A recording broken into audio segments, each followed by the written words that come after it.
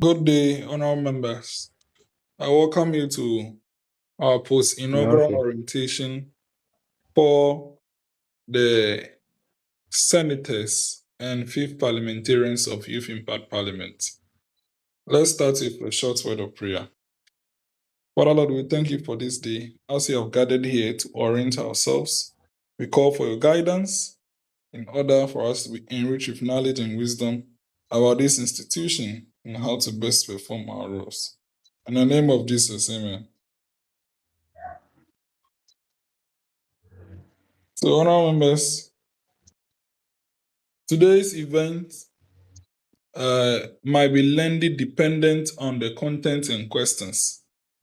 May I recognize the presence of the Deputy Executive Director of Youth Impact Movement in charge of Parliamentary Affairs, Honorable Amanor Narh.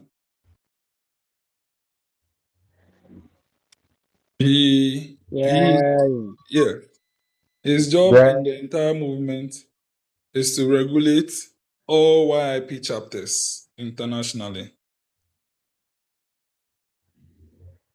And then may I also acknowledge the presence of the Speaker of Parliament, second time Speaker, Right Honorable Adam Osman.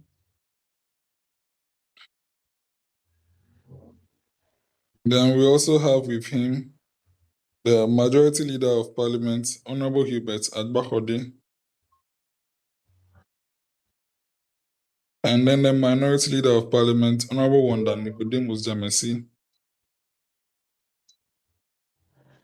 Then other leaders present are the First Deputy Majority Whip, Honorable Emmanuel Nyonte, and the First Deputy Minority Whip, Honorable Samson Duche, and then all other members of Parliament present here. We welcome you all. Today's program, we have 3 facilitators, and the first facilitator is the Deputy Executive Director, who will tackle leadership values and ethics. Leadership values and ethics for 20 minutes. Then after that, we'll not take questions and answers after his presentation. So whatsoever questions and answers you have, please just write them down. Then we'll go straight to the second facilitator, who is the Right Honorable Speaker himself. He's going to speak on the YIP standing orders, specifically focusing on the job of the leaders and members of Parliament and the committees of the House to give you insights on them. And then he'll speak briefly about the YIM Constitution. Then from there, I will come in as President of the Senate to speak on the system of governance in our institution. Then from there, we'll take questions and answers. The leaders of Parliament should know that they'll be giving remarks during the questions and answers. So that is briefly how the post-inaugural orientation is going to be. And after the 3 presentations, we'll take all your questions. All the questions that you have, we'll answer all of them, detail by detail. So thank you all. This is the short welcome address. And we'll move straight to the first presenter, who is in the person of the Honorable Amanor D, Youth MP for Ningo Pram and Deputy Executive Director for Youth Impact Movement, in charge of Parliamentary Affairs, and he will speak on leadership, values, and ethics. Honorable Amanor, the floor is yours. Thank you. Okay, so thank you very much for the opportunity and good evening to everybody on the call. I was expecting that I would get a number, like a huge number of people on the call, but well, we'll do with the people here. Fortunately for us, our calls and then our proceedings are being recorded, which is a unique selling proposition. It will be posted via our social media handles.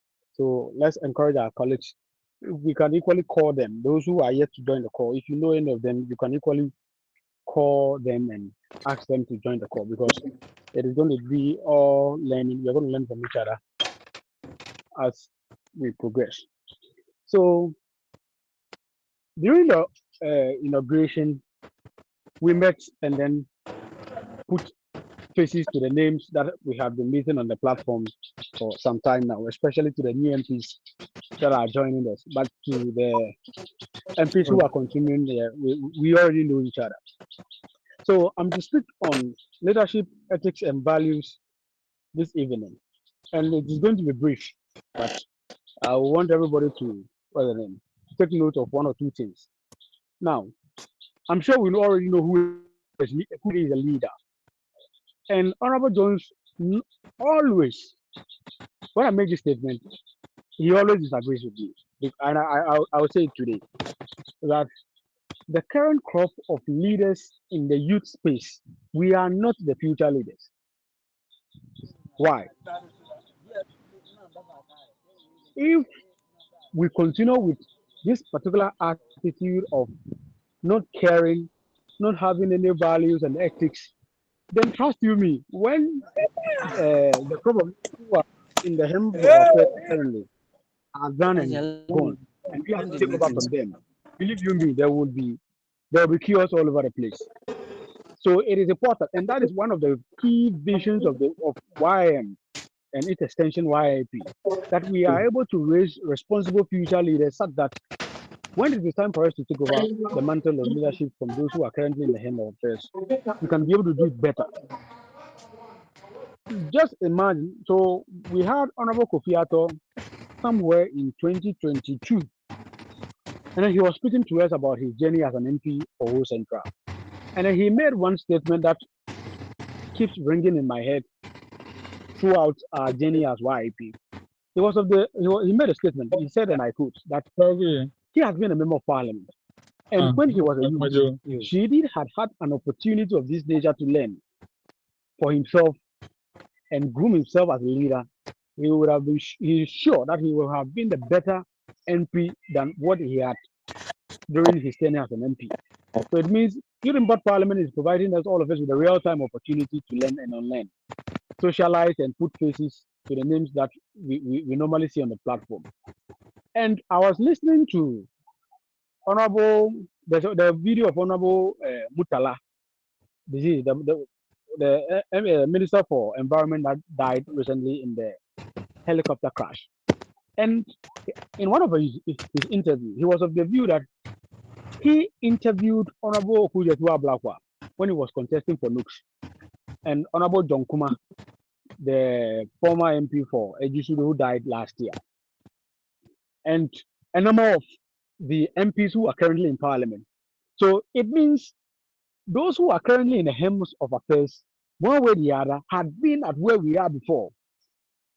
And if they had really learned, it will show in how they turn about their leadership styles currently.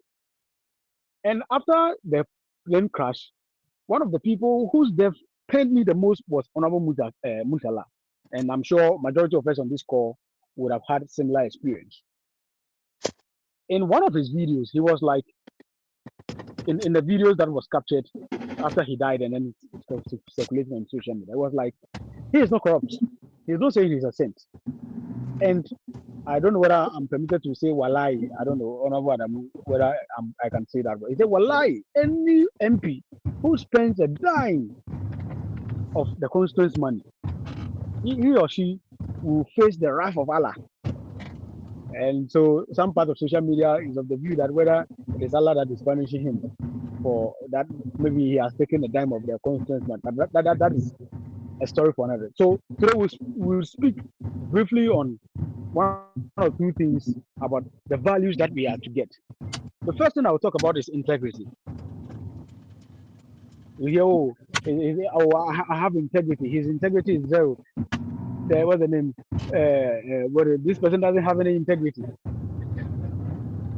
We leaders, as a matter of fact, must act with honesty, transparency, and consistency, so that we should adhere to all principles and values in all our doings. And it is very important that our integrity matters the most. So when we were on campus, I had some few issues with some people, and then my name was all over the campus. And those who had been on campus as at that time, the Honorable Jones, we still have some of those write-ups in one of the Telegram pages that we share together. And it got to a time I became very curious. And somebody asked me, "Oh, I mean, this one is normal student policy." I said, "My friend, as young as I am currently, I don't have any property to my name than my name, Amanor D now. My name, wherever it is being mentioned, it should be able to open doors for me to enter rooms that on a normal day I should be able to enter. So, what does people think about you in that particular regard? What is your integrity? Is it the situation whereby, let's go, anything that comes your way as a leader? And that is why I have the view in my preceding statement that as we leaders, we the current crop of leaders, we are not the future leaders. Imagine, for example, when we see all those corruption things, scandals that happen within the national space, just put your eye down currently and look into the space from our SRCs to our grassacks, to our nooks, to our tescons, to our genutes, to our teens. Put your eye down and look into what we do at the student level and match it towards assuming we're taking over as the helm of affairs as leaders in the near future. Just imagine how it is going to look like if we don't uphold the values and ethics as being a leader. And that is why most people love Professor Mills so much, and they yearn that he had lived longer to have finished his second term as president, because you could realize that values and ethics were in him, and then he was doing his best to instill it upon everybody.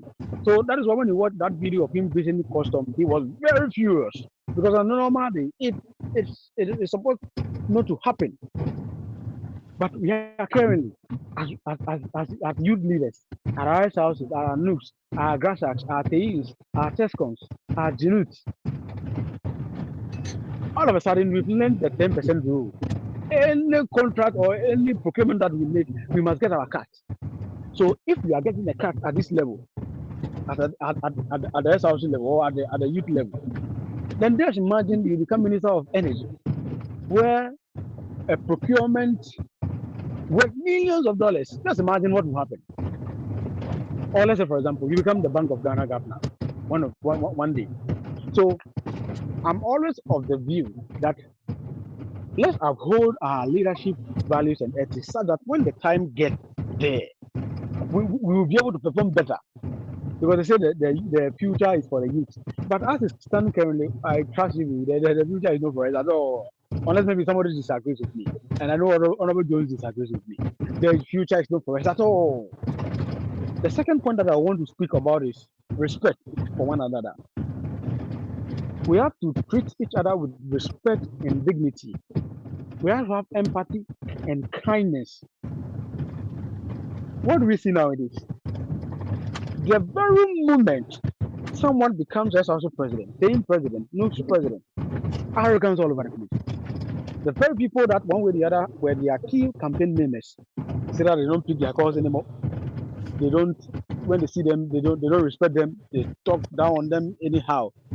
So again, imagine just SRC, Nooks, staying Tescon, Junut, Grassacks, a position with limited resources and timeline, would behave like this towards each other. Let's just imagine you become minister one day. My goodness, this is very interesting. So we leaders ought to treat each other with, and it is as part of leadership values and ethics that we must uphold as young people. That is why maybe, I don't know, you know where I come. Is there? Okay. Okay. No, I'm good. Okay, so sorry guys. So to proceed, we must treat each other with respect, as I was saying. And when we look into the political space, when the brain clash and then the honorable members died, it had been only two names that have been ringing in the mouths of everybody: Dr. Manibuama and Muntala. We hardly hear the names of the other six. Why? Because they were very friendly. Respect towards each other was on the max. We see honorable members of parliament treating each other with respect to their conscience.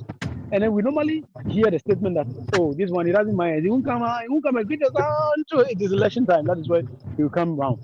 But because we practice politics of ethnicity and strongholds and the like, whether the person performs or don't perform, that whether he respects us or no respect, because he or she belongs to the party of that particular area, he or she will win at the end of the day.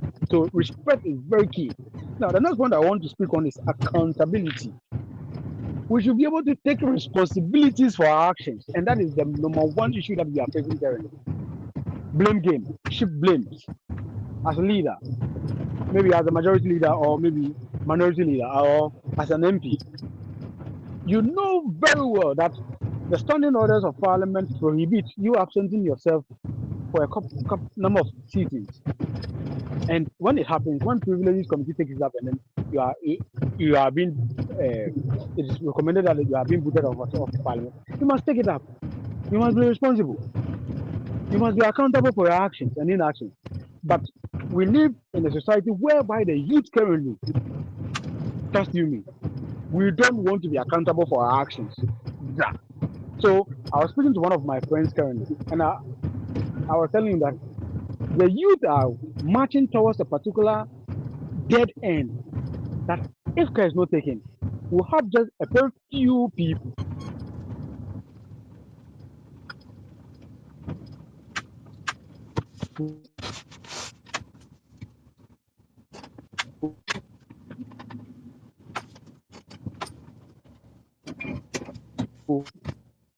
who are works doing fraud and scam. Our women, our wives, on the other hand, are also into our hookups and the like. So let's imagine how it is going to look. And nobody is want to be responsible, taking actions, taking responsibility for their actions and inactions. Everybody doesn't want to. So even in our houses, in the student political space, where there is an issue or leadership lapses, that maybe the leader, who is maybe the president, has to take charge that, oh, yes, we have fought it. No.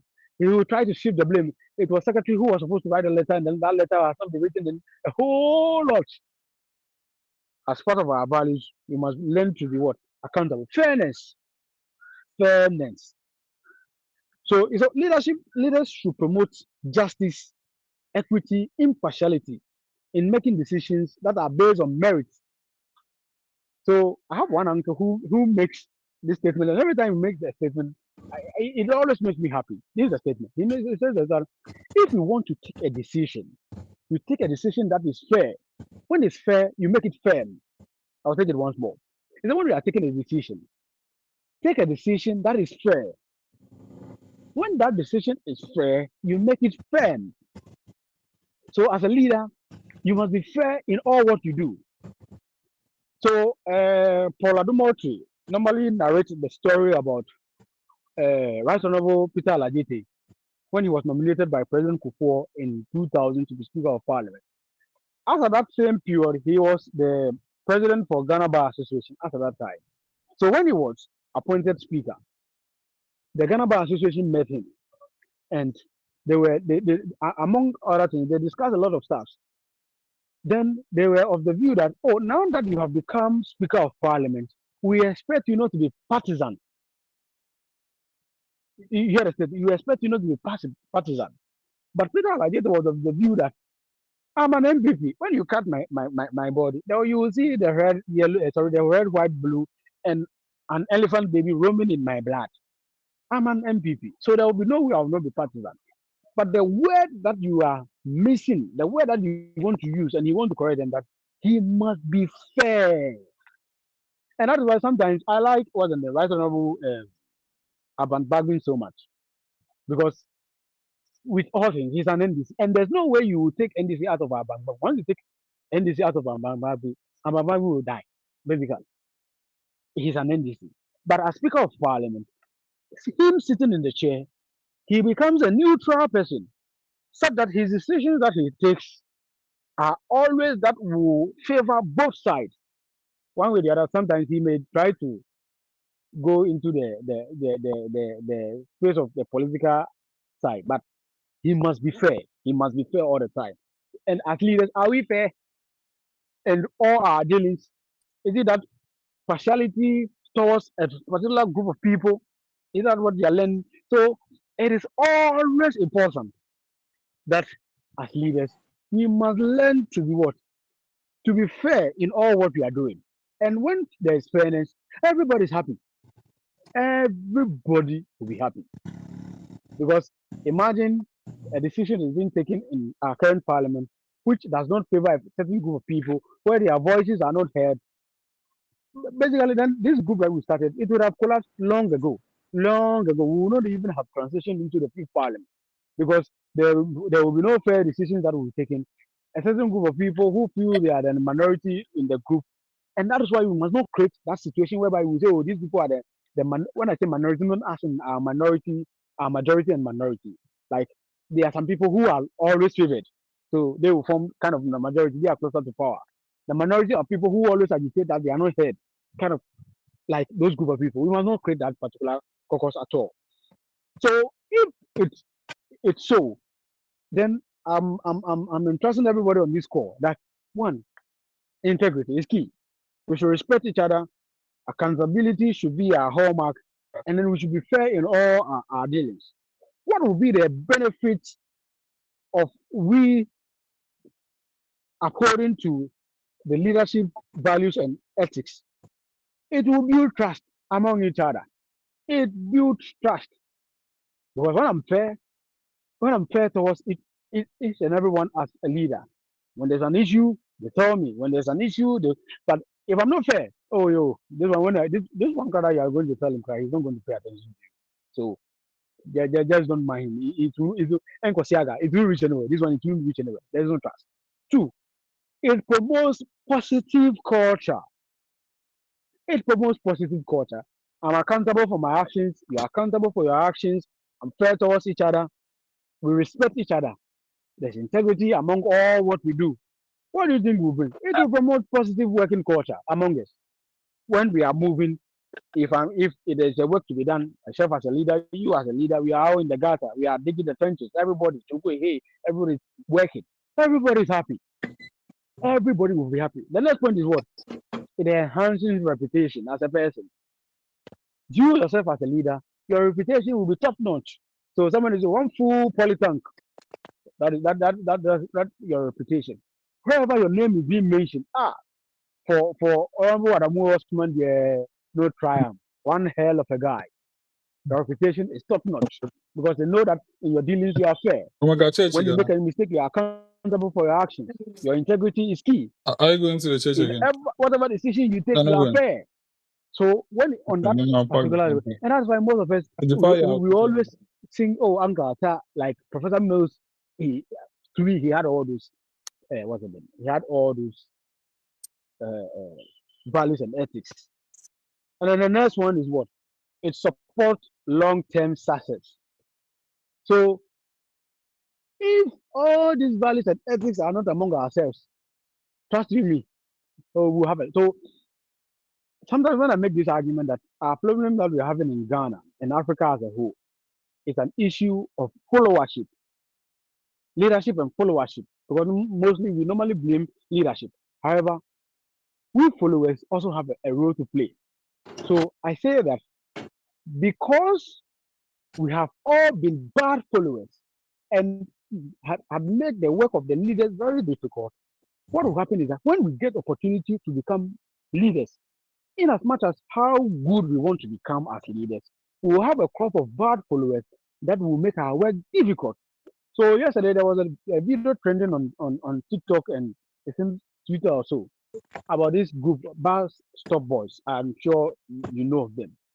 And then they created this dustbin with a coke, like a bottle shape, indicating that when you drink this Belacqua, those plastic bottles, those your Bell Cola, you put it in the tweet. They went and came back after 1 week. Kenke, rubber, rubber with KK, a whole of pamperses, and all sorts of manner of rubbish. What is description written on? So we are all finding a way to become bad followers. So in as much as we get the opportunity to become leaders one day, one way or the other, we have a group of bad followers to make our work difficult. So in as much as we are instilling into the leaders as ourselves to be good leaders and have these values, we as followers at one point in time should also instill in us this particular value because it's sideways. Because one way or the other, these leaders will not be there forever. So we that are followers currently will one with the other become leaders, and there will be a crop of followers behind us. So it is very, very, very, very, very important for us to look at these values. So as YIP, it makes me happy every now and then that I look behind at where we came from. Because I remember in the first parliament, during the pilot stage, I was the only majority member, one man majority. Yes, but we still fast. And then we came into the second parliament, then the third, then the fourth, and today we're in the fifth. And very soon we'll go into the sixth parliament. And for all you know, in pretty some time soon, we become a very strong youth organization where leaders of tomorrow will be selected from. And that is my goal as where we are currently. And it makes me happy and it gives me joy to speak on this particular subject matter this evening. So before I end, I'll end with a story from Lin Kuan Yew's book. I don't know whether you've had an opportunity to look at that book, but I'll recommend that book to everybody to read. I'm sure I don't know whether they have the soft copy, but I have the hard copy. Lin Kuan Yew's book in one part of the story. The book is from Third World War to first the Singapore story. So between 1965 and 2000, Lin Kuan Yew, Singapore, the Singapore story. So in one part of the story, this is what happened. Lin Kuan Yew, president, and his very close friend, let's say my friend Honorable Jones, was a finance minister at that time. Then there were some transactions that led to some money that were embezzled and the likes. So in the story, according to Lin Kuan Yew, he was of the view that his friend, as the minister, came to him that he should save him from the terror because the kind of structures that they built, if he knows that the worst will happen to him. And Lin Kuan Yew was of the view that you have committed your crime. Now it is the whatever you have done is you are now the fight is between you and then the state. He has nothing to do with it. 3 days later, his friend, the finance minister, hung himself and died. And we see it in almost some part of the world. So that once there's something that goes wrong, of which I'm in charge, that said person resigns. But in our part of the world, we have party communicators, party food soldiers, Twitter warriors all over the place. Once there's something that goes wrong, and whoever is in charge, early in the morning, television stations, TV stations, all over the place on Twitter, what defending the undefendable. And that is the only problem in this part of the world. So I'm recommending this particular book. You want to read, it has a whole of and to change the perspective about how leadership ought to be undertaken. So on this note, I thank you all very much for the opportunity that is given me to speak on this particular subject matter this evening. And I'm sure we've learned one or two things from each other. And I'll be on the call waiting for question when the question time is due. I thank you all very much for the opportunity. Thank you very much, our Deputy Executive Director, for a brilliant presentation. The way your thing is loaded, I'm just wondering if we delay question time to about 40 minutes after, the people who have not written it to forget. So, although the main questions and answers will come after my presentation, I think I'll just allow two so that can be taken, and then anyone that is not selected among the two, you ask your own at the end of my presentation. Okay, so two people, Courage and Marco. Let's hear Courage's question. All right, thank you very much, Honorable. Uh, per your presentation, you spoke about the late Professor Evans Fifi Atamels. And I would like to ask, how or in which way can we get to his point? Because before you begins with or you began with your presentation, you said we are not um, the future leaders, or you made a statement like that. So how, with your example with Professor Fiat Mills, how can we get there? That's my question, please. Okay, let's Okay, take so the thank second you. Thank, question before he answers. Is there any other question for him prior to the end of the session? Please raise your hand if you want to ask a question. Okay. If there are no questions, then he will answer this one and then we'll go to the next presentation. Any other question will come after my presentation. Yeah, Honor Amanor, answer this and then we go. Mr. Speaker, be preparing. okay, so I made a statement that we are not the future leaders, and you and I will agree that we are not the future leaders, unless probably maybe there's something that is happening differently that maybe I'm not aware. Because coming from the SRC point of view, we've worked in the SRC before, and we've seen things. So picking the Professor Mary's story as a word of encouragement for us to yearn for the better. So I spoke about four values that we must uphold. And I used Professor Mills because when you look at all those four values that I mentioned, he had all. And it got to a time we gave him the nickname Asunjehim, Father for All, of which majority of the NDC members as of that time were not too happy about that particular title that had been given because they want an action man. But his style of leadership is on a different level. And if you could recall, I'm young, I was young at that time, though, but I could recall that Ghana was on the verge to prosperity. I don't know whether maybe somebody would disagree with me on that. Ghana was on the verge to prosperity as at that time. So what I'm saying is that integrity is key. We should be in like the integrity part of our life should be key. What do you do outside when people are not watching? So anytime I have the opportunity to teach at church, I tell people that the best form of evangelism is how you live your life outside the church. Are you the type that you normally quarrel with people, and when people see you coming, they run away? Hey, this guy is coming. Oh, he's coming to argue. And are you that type? Or when they see you coming, oh, they'll be willing to be there to you to speak to them. So the best form of evangelism is how you live your life after the church. So it doesn't matter how powerful you speak in tongues, miracles or whatsoever. It's how you live your life after the church. So I'm of the view that in order for us to be able to get to Professor Mills' level, I don't know whether we may be able to get to that level because a lot of things is happening currently. Integrity is key.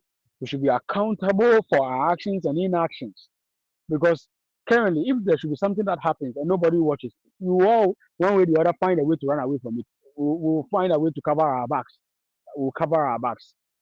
We are not fair towards each other. Any decision that we are taking is tailored towards benefiting a particular group of people or a particular person. We don't respect each other. It is born out of problem. Maybe we are in parliament. Oh, honorable this, honorable that, honorable this, honorable that. If you meet your fellow youth in the community, and you see, fortunately for us, God has provided us with the opportunity. Our parents and our guidance and ourselves had worked so hard for us to get, and we have colleagues who, one way or the other, had not gotten to where we are going to. How do we treat them when we see them? Oh, you are not my level, and it's mostly with the ladies. I have a lady friend who she's currently what's her name doing her masters, and she told me point blank that when she finished her master, no any guy that is not having master degree is not on her level. Yes, she told me point blank. Any guy who doesn't have master degree is not on level. We have that particular mentality towards people who we in our mind we count them as people who are not on our level. Do you have that set respect for them as people? So as leaders to cut across, and in order for us to get to where we were to, and for us to be the future leaders that we are, And an honorable member who just asked the question, I don't know whether you've been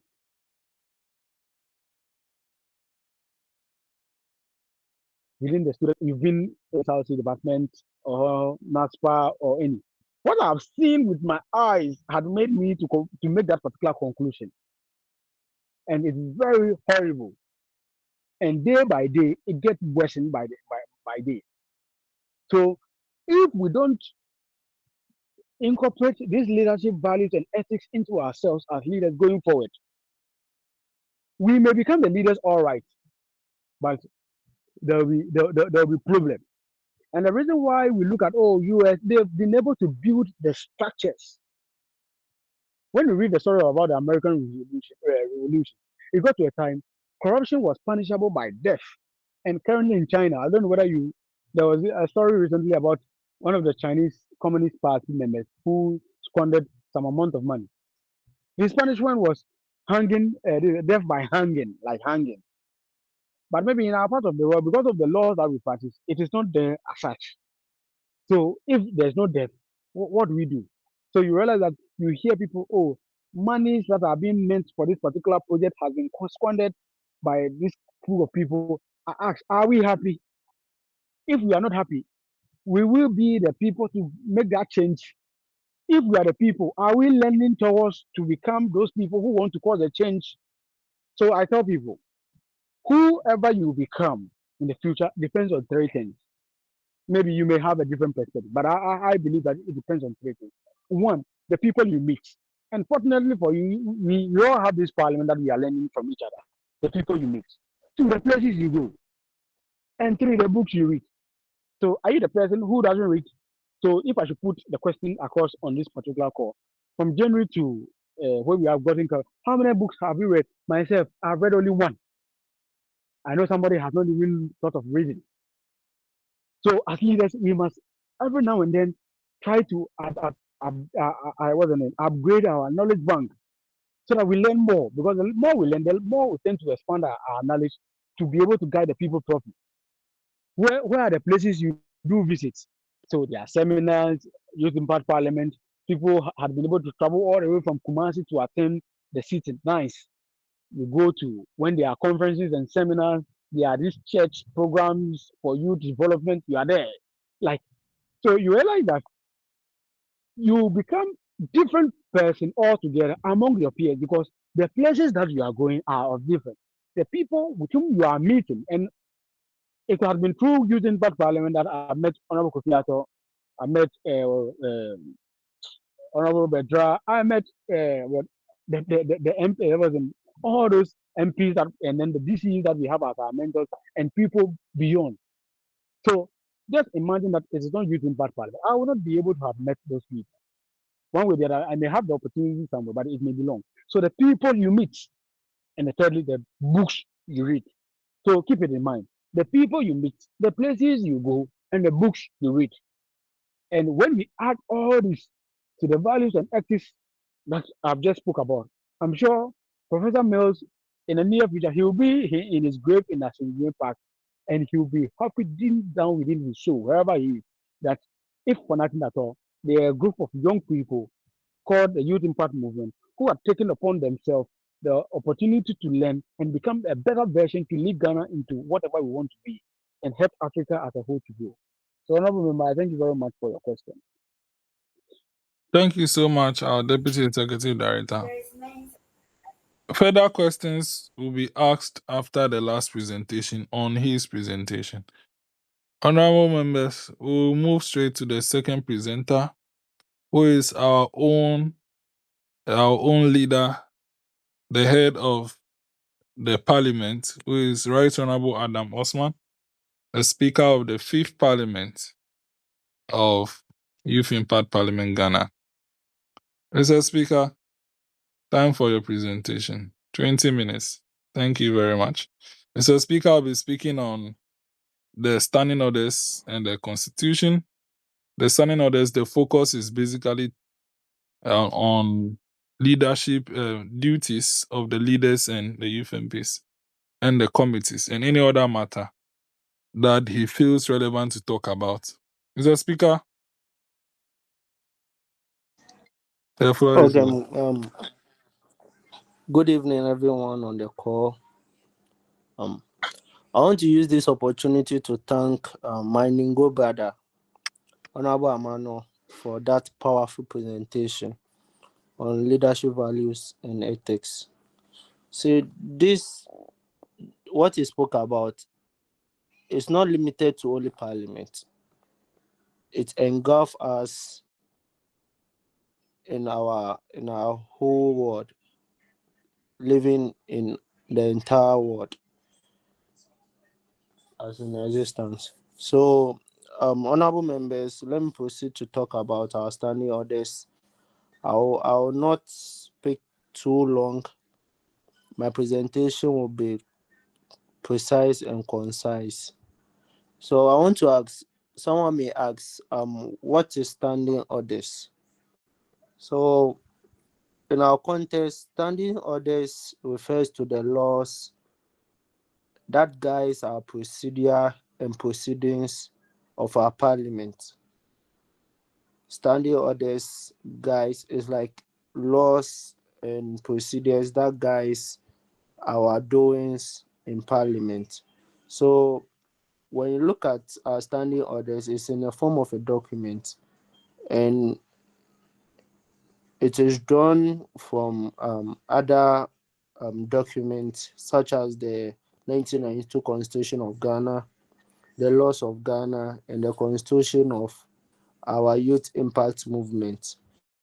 But it's also inconsistent with the orders of the Constitution and the National Youth Authority Act 2016, that's Act 939, the standing orders of our mother parliament, and also the National Youth Policy of Ghana. When you look at, I spoke about parliament, so someone may ask, what's the aim and objective of our parliament?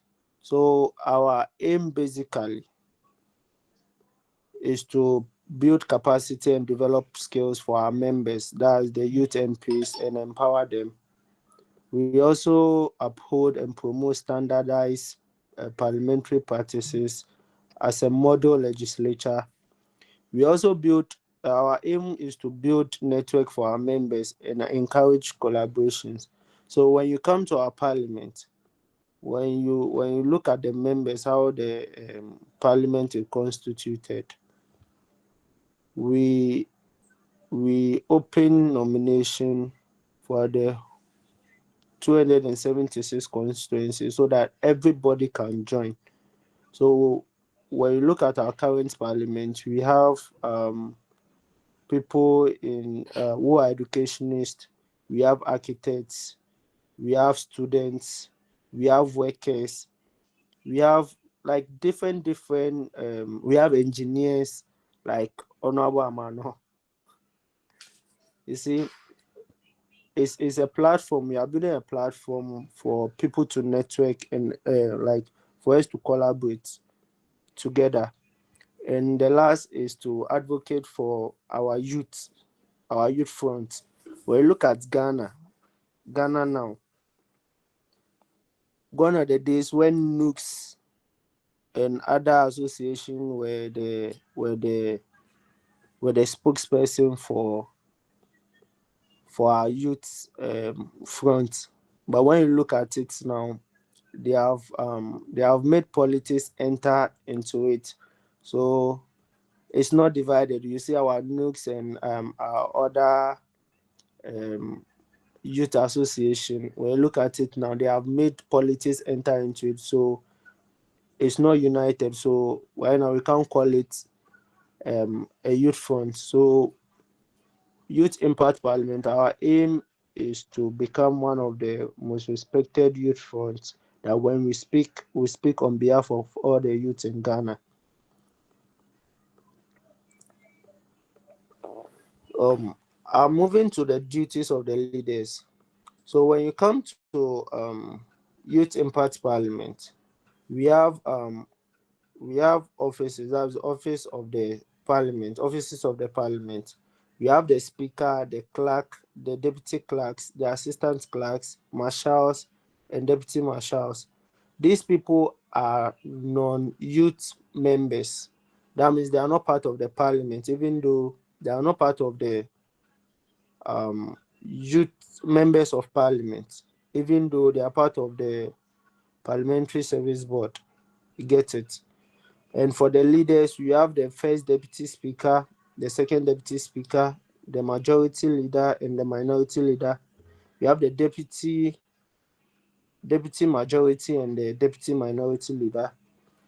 The chief whips, also the majority chief whip, the minority chief whip.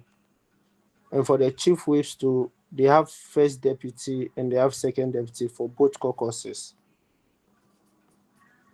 So what are the duties of the leaders that I've mentioned? So for the speaker, which I am the speaker, I preside over all the sittings of parliament. I represent the parliament in official capacities. I facilitate debates, votes, and decision-making processes. And I'm the head of parliament in that sense, and I supervise all other officers. And I also ensure that all the aims and objectives of parliament becomes a reality. Our leadership, values, and ethics. Fairness was one.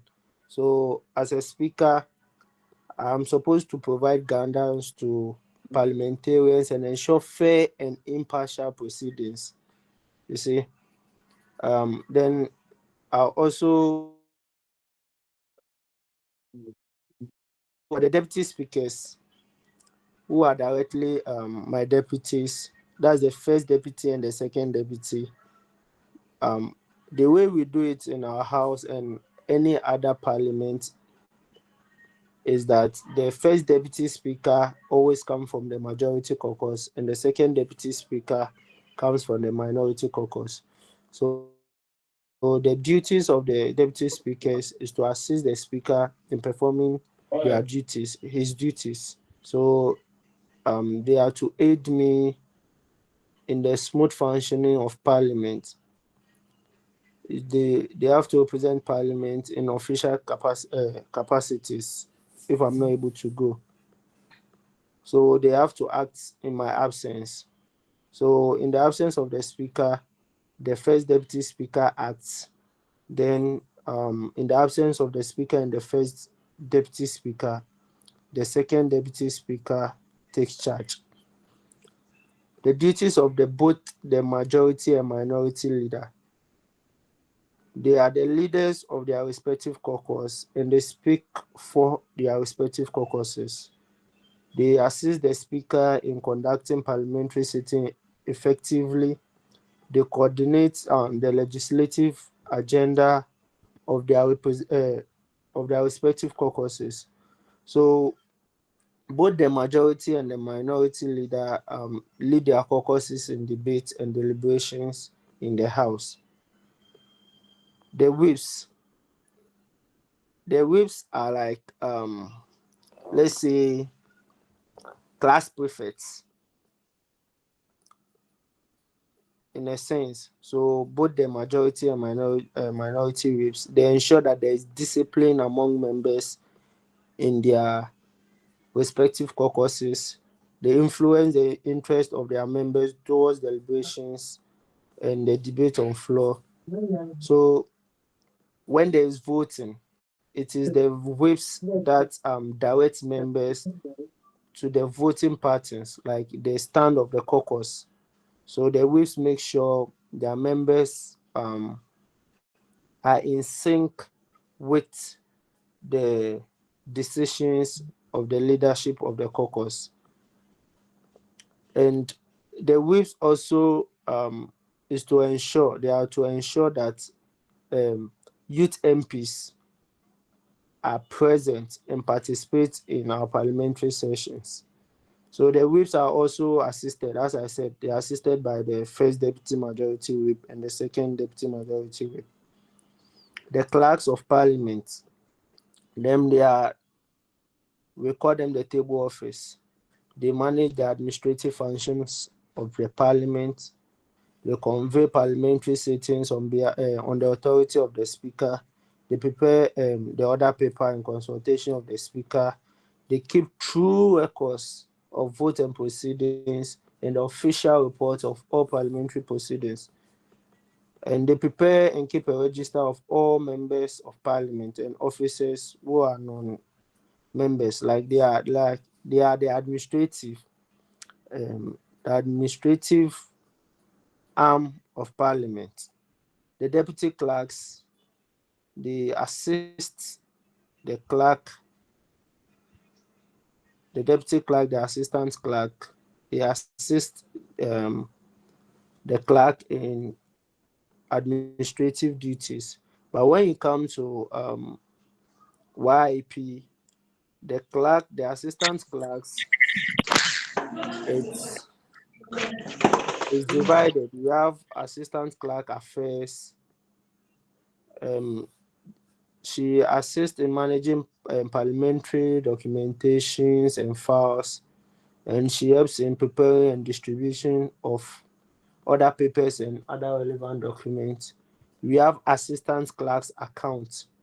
She is in charge of the management of the financial aspect of parliament, and she also coordinates the relevant structures for financial transaction and reimbursement. We also have the assistant clerk relations. She assists in publicizing the activities and achievements of parliament through the media and communication channels. And she also ensures that all youth MPs are well informed of activities of parliament. Marshals and deputy marshals of parliament. So the marshal is the mace bearer of parliament, and the marshal helps to maintain order and security during parliamentary proceedings. The marshal of every parliamentary house, the staff and visitors. And the marshal also manages the access to the parliamentary chamber and maintains decorum. And also, the marshals also help in enforcing parliamentary rules and discipline. And when you come to marshals of YIP, it is divided into 4. We have deputy marshal fiscality, that is the one for maintain the fiscal of parliamentary members.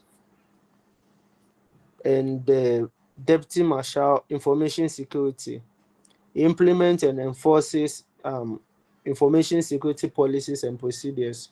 He also focuses on safeguarding the information and data within parliamentary systems. So we have deputy marshal emergency response. So he handles all the emergency response procedures and protocols within our parliamentary premises. And he also implements emergencies preparedness plans like evacuation and crisis management. We have the last one, that's the deputy marshal VIP protection. So it coordinates security arrangement for our VIP visits, that's our guests at events and meetings. It's also responsible for the security and protection of members of parliament and also visiting dignitaries.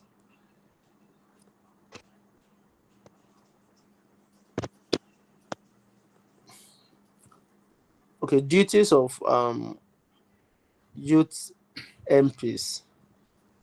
You see, when you were filling the form, no one forced you. I don't think any honorable member was forced to pick up a form and fill and to be part of our parliament.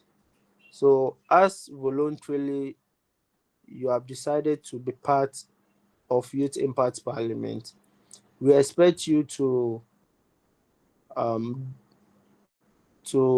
diligently and consciously discharge your duties as members of parliament, youth MPs in that sense. So you are expected to attend parliamentary sittings and participate in parliamentary debates and discussion. So it's not only that you come to the house and just sit for presence sake or to register your presence for the clerks to take attendance that you are present. You must be able to participate in our parliamentary debates and discussions. So you should be able to for your for youth MPs, you are to serve on parliamentary committees to study and scrutinize specific policy areas. You are to assist in realization of our aims and objectives of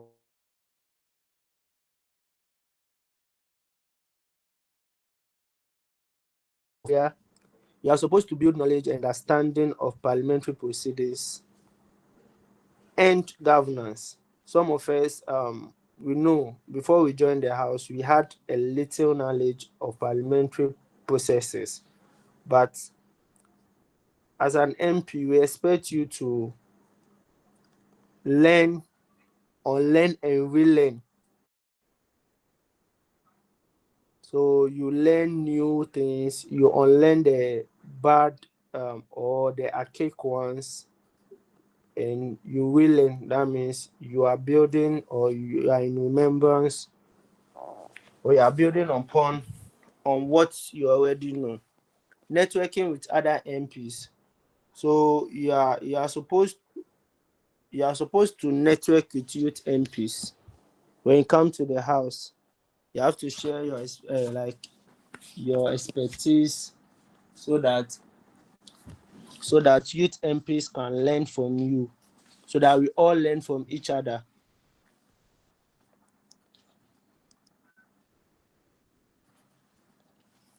So that's the duties of MPs that I've summarized. Very soon, honorable members will be placed in committees. That's parliamentary committees. As I said, duties of MPs, you are supposed to serve on committees of the House. When it comes to Youth Impact Parliament, we have 16 standing committees and 18 select committees. But before I move to mention the committees and what they do or what you are expected to do at the committee level, I want to state that after the 16 standing committees and 18 select committees, there's one committee called Committee of the Whole, which is chaired by the Speaker and the clerk as secretary. As the name suggests, Committee of the Whole is whereby the House, both the majority caucus, minority caucus, come together with the Speaker and the clerk acting as secretary to form a committee. That means the entire House will come together to form a committee to deliberate or report to the House on issues and documents referred to the committee. And the Committee of the Whole is always an ad hoc committee that is constituted when the need arises and also dissolved after the presentation of the report or after dealing with issues referred to it. And there's another one called Committee on Selection. The Committee on Selection is constituted at the first sitting of the first session of every new parliament. It comprises of 9 members with the Speaker of Parliament as the chairperson. It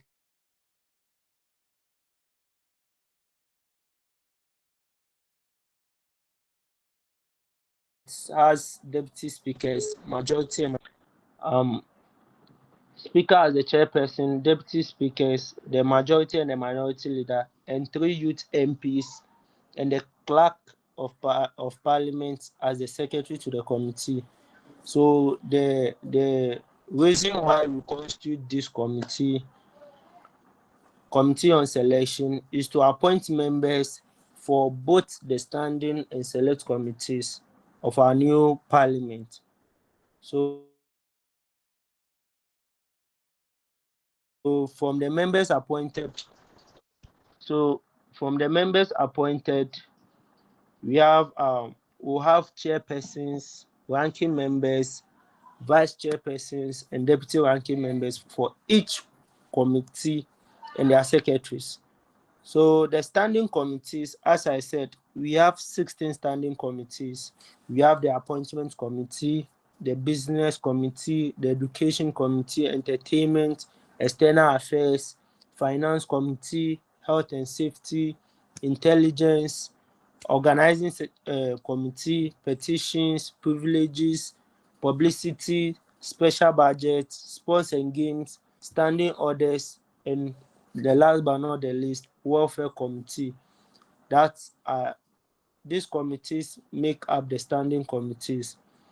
Whilst the select committees, we have the chieftaincy and religion, we have committee on cost of living, defense and security, committee on democratic governance, election monitoring, employment and labor, energy, environmental protection, committee on food and agriculture, committee on foreign affairs, committee on gender and children, committee on human rights, committee on judicial affairs, committee on legislative affairs, local government, student relations, technology, and committee on trade and industry. So the committee on selection will sit and assign every member of the house a committee, and the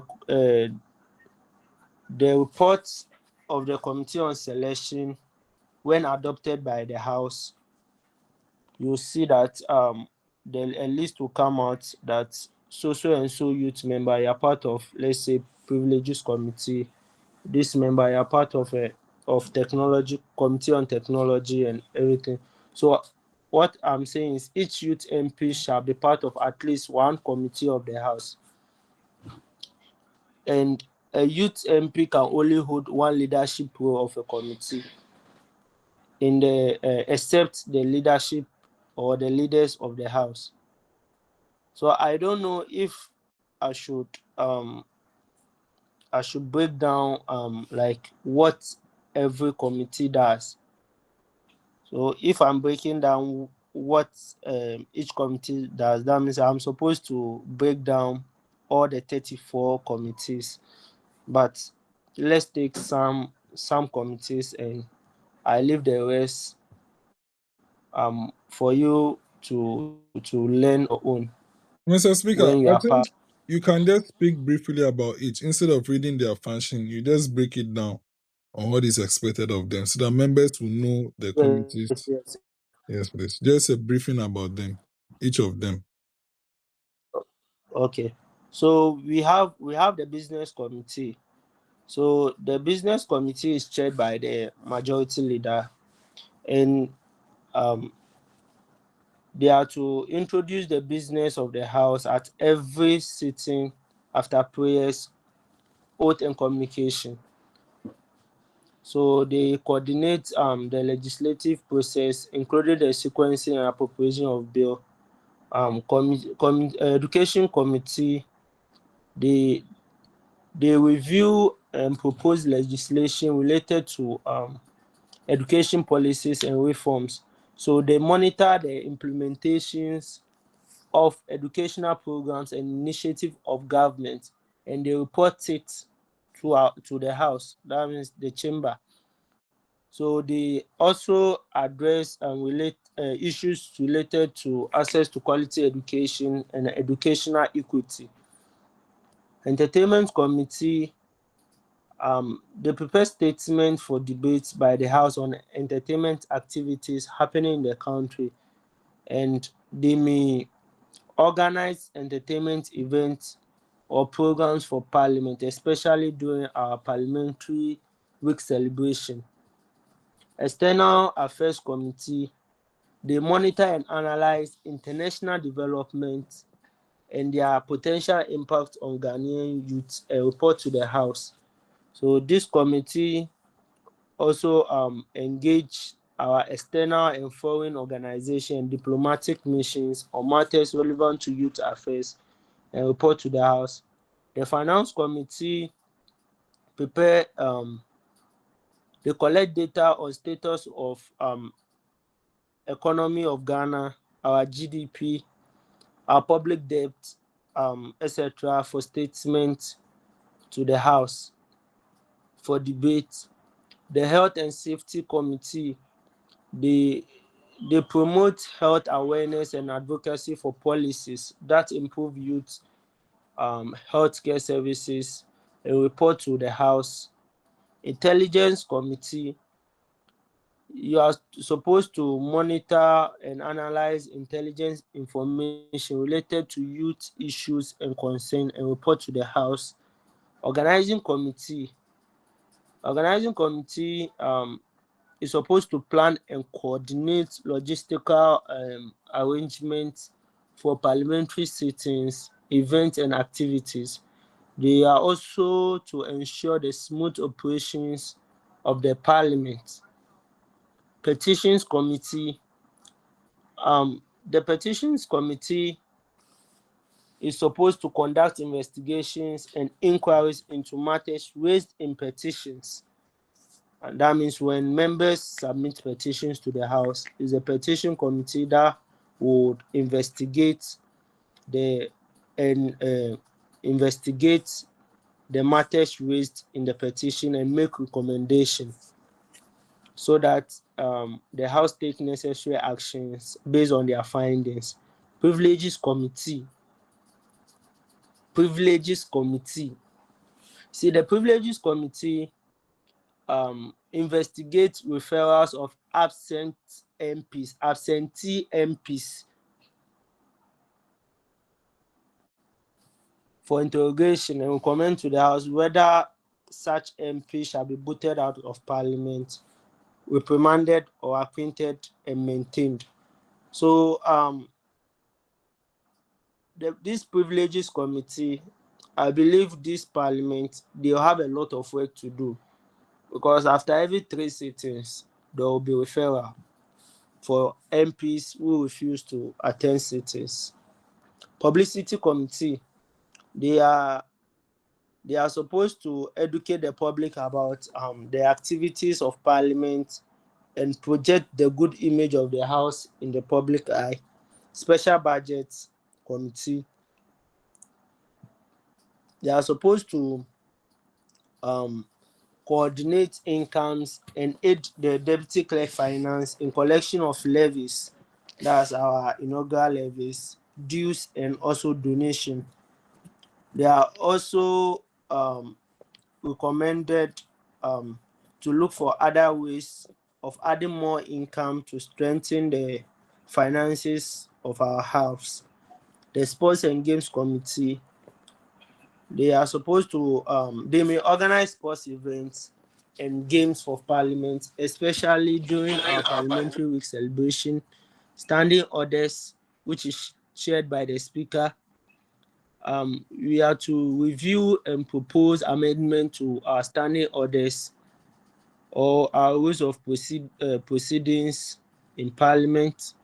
And we are also the standing orders which I chair is to draft and codify rules related to the procedure of the and the general conduct of business. Welfare Committee, they are supposed to ensure that Parliament caters for the welfare of our members, that's the youth MPs.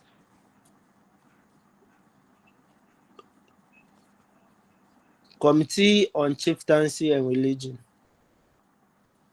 So they are supposed to examine issues related to traditional leadership, cultural practices, and religious freedom, and report to the House. Committee on Cost of Living. They are supposed to monitor and address issues related to the cost of living and inflation, and report to the House. They are to examine quality standards in goods and services also. Committee on Defense and Security. Um, they are to monitor and assess the country's security policies and strategies and report to the House. They are also expected to scrutinize the budgetary allocation for defense and national security and report to the House. Committee on Democratic Governance. So this committee is to monitor the implementation of democratic principles and practices. And also they are supposed to review and propose legislation related to democratic governance, including electoral reforms. Committee on Election Monitoring. They are supposed to observe and evaluate the freeness and fairness of both presidential and parliamentary primaries and national elections, party executives, that means party internal elections, members elections, student governance elections, and any other elections that is deemed worldwide by the committee to monitor. Committee on Employment and Labor. They are supposed to examine labor market conditions, including the unemployment rate, the working condition, and wages policy of the country, and report to the House. They are also expected to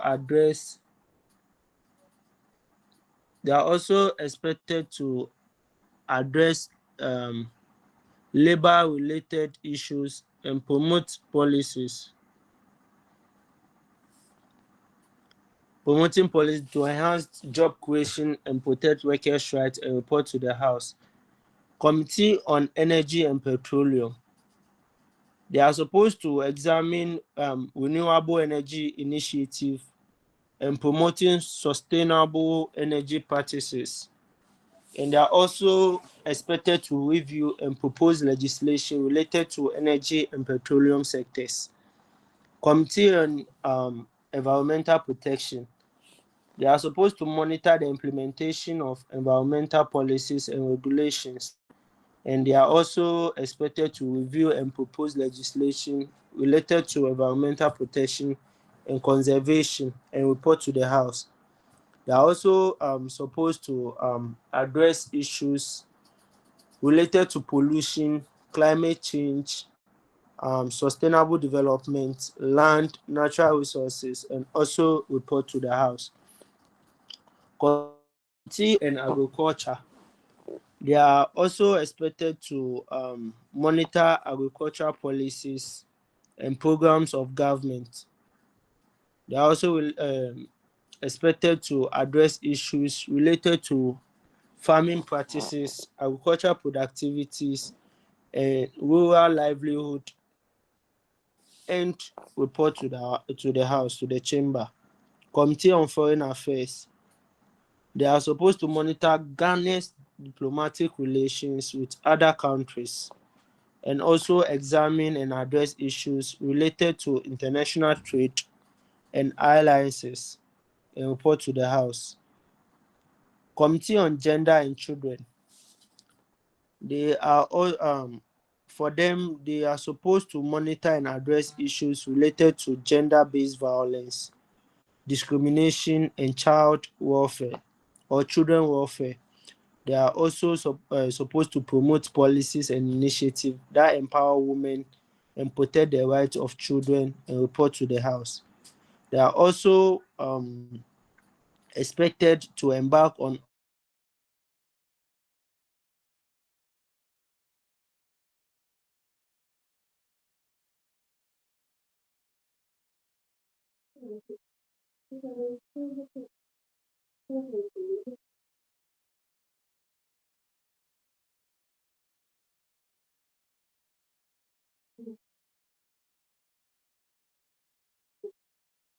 Hello.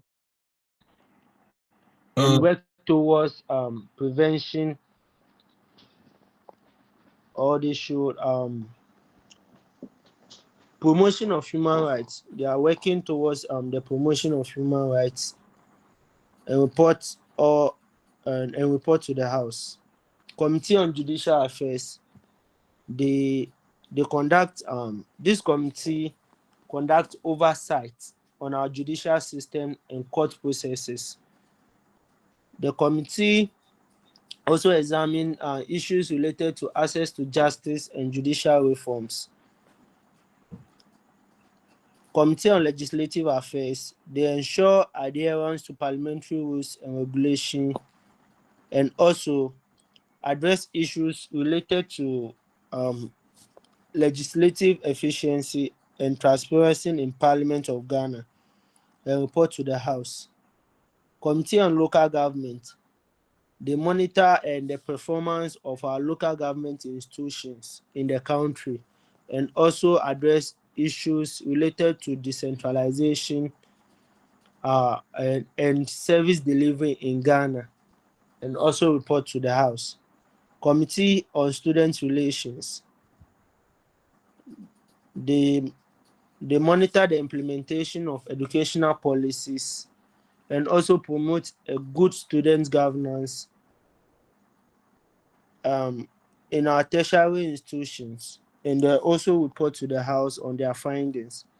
Committee on Technology, they monitor the implementation of digital policies and initiatives, and they also address issues related to information and communication technology infrastructure and digital literacy, and also report to the House. Committee on Trade and Industry, they monitor international trade agreements and their impacts to Ghana's economy. They also address issues related to market access, export promotions, and our trade barriers and in Africa and the whole world as a whole, and report to the House. Honorable members, I think I've mentioned all the 34 committees. I've spoken briefly about them. So as I said earlier, all these committees shall have chairpersons, vice chairpersons, ranking members, deputy ranking members, secretaries, and also members of the committee. So when you are appointed or when you are nominated to work under any of the committee, please do your best, work together efficiently, and provide a report for the House. So at every point in time, the Speaker will give directive to all the committees, and they will report to the House on their findings. So, honorable members, I think I've spoken enough and I've covered my my presentation. I'm done with my presentation. So I'll be on standby for any questions. Thank you. Thank you so much, Mr. Speaker, for this educative exposure to members. We'll take just 2 questions before we go to the next presentation. If anyone has a question, please raise your hand and then I'll call on you. So we have Honorable Godfrey Kulamo. Ask your question. Thank you, Mr. Speaker, for the opportunity. and good evening to all honorable members on the call. My question is regards to the membership of the committee. I want to know if a member is selected on a committee based on merit.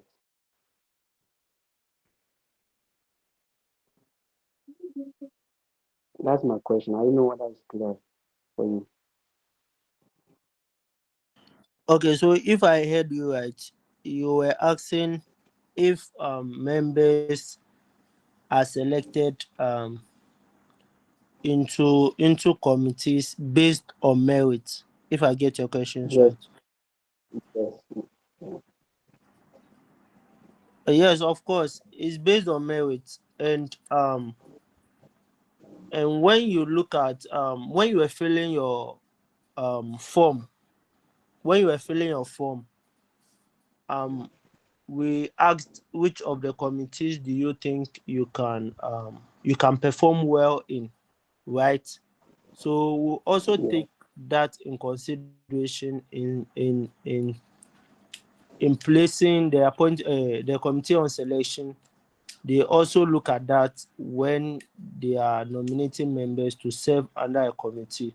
And also, we also have your CVs. So when we review your CV, we can also use that to nominate you to serve under a specific committee. So I believe I've answered your question. Yes, my question is answered. Thank you.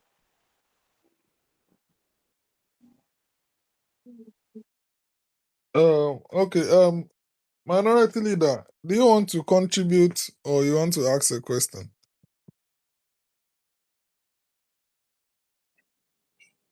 Hello. Yeah.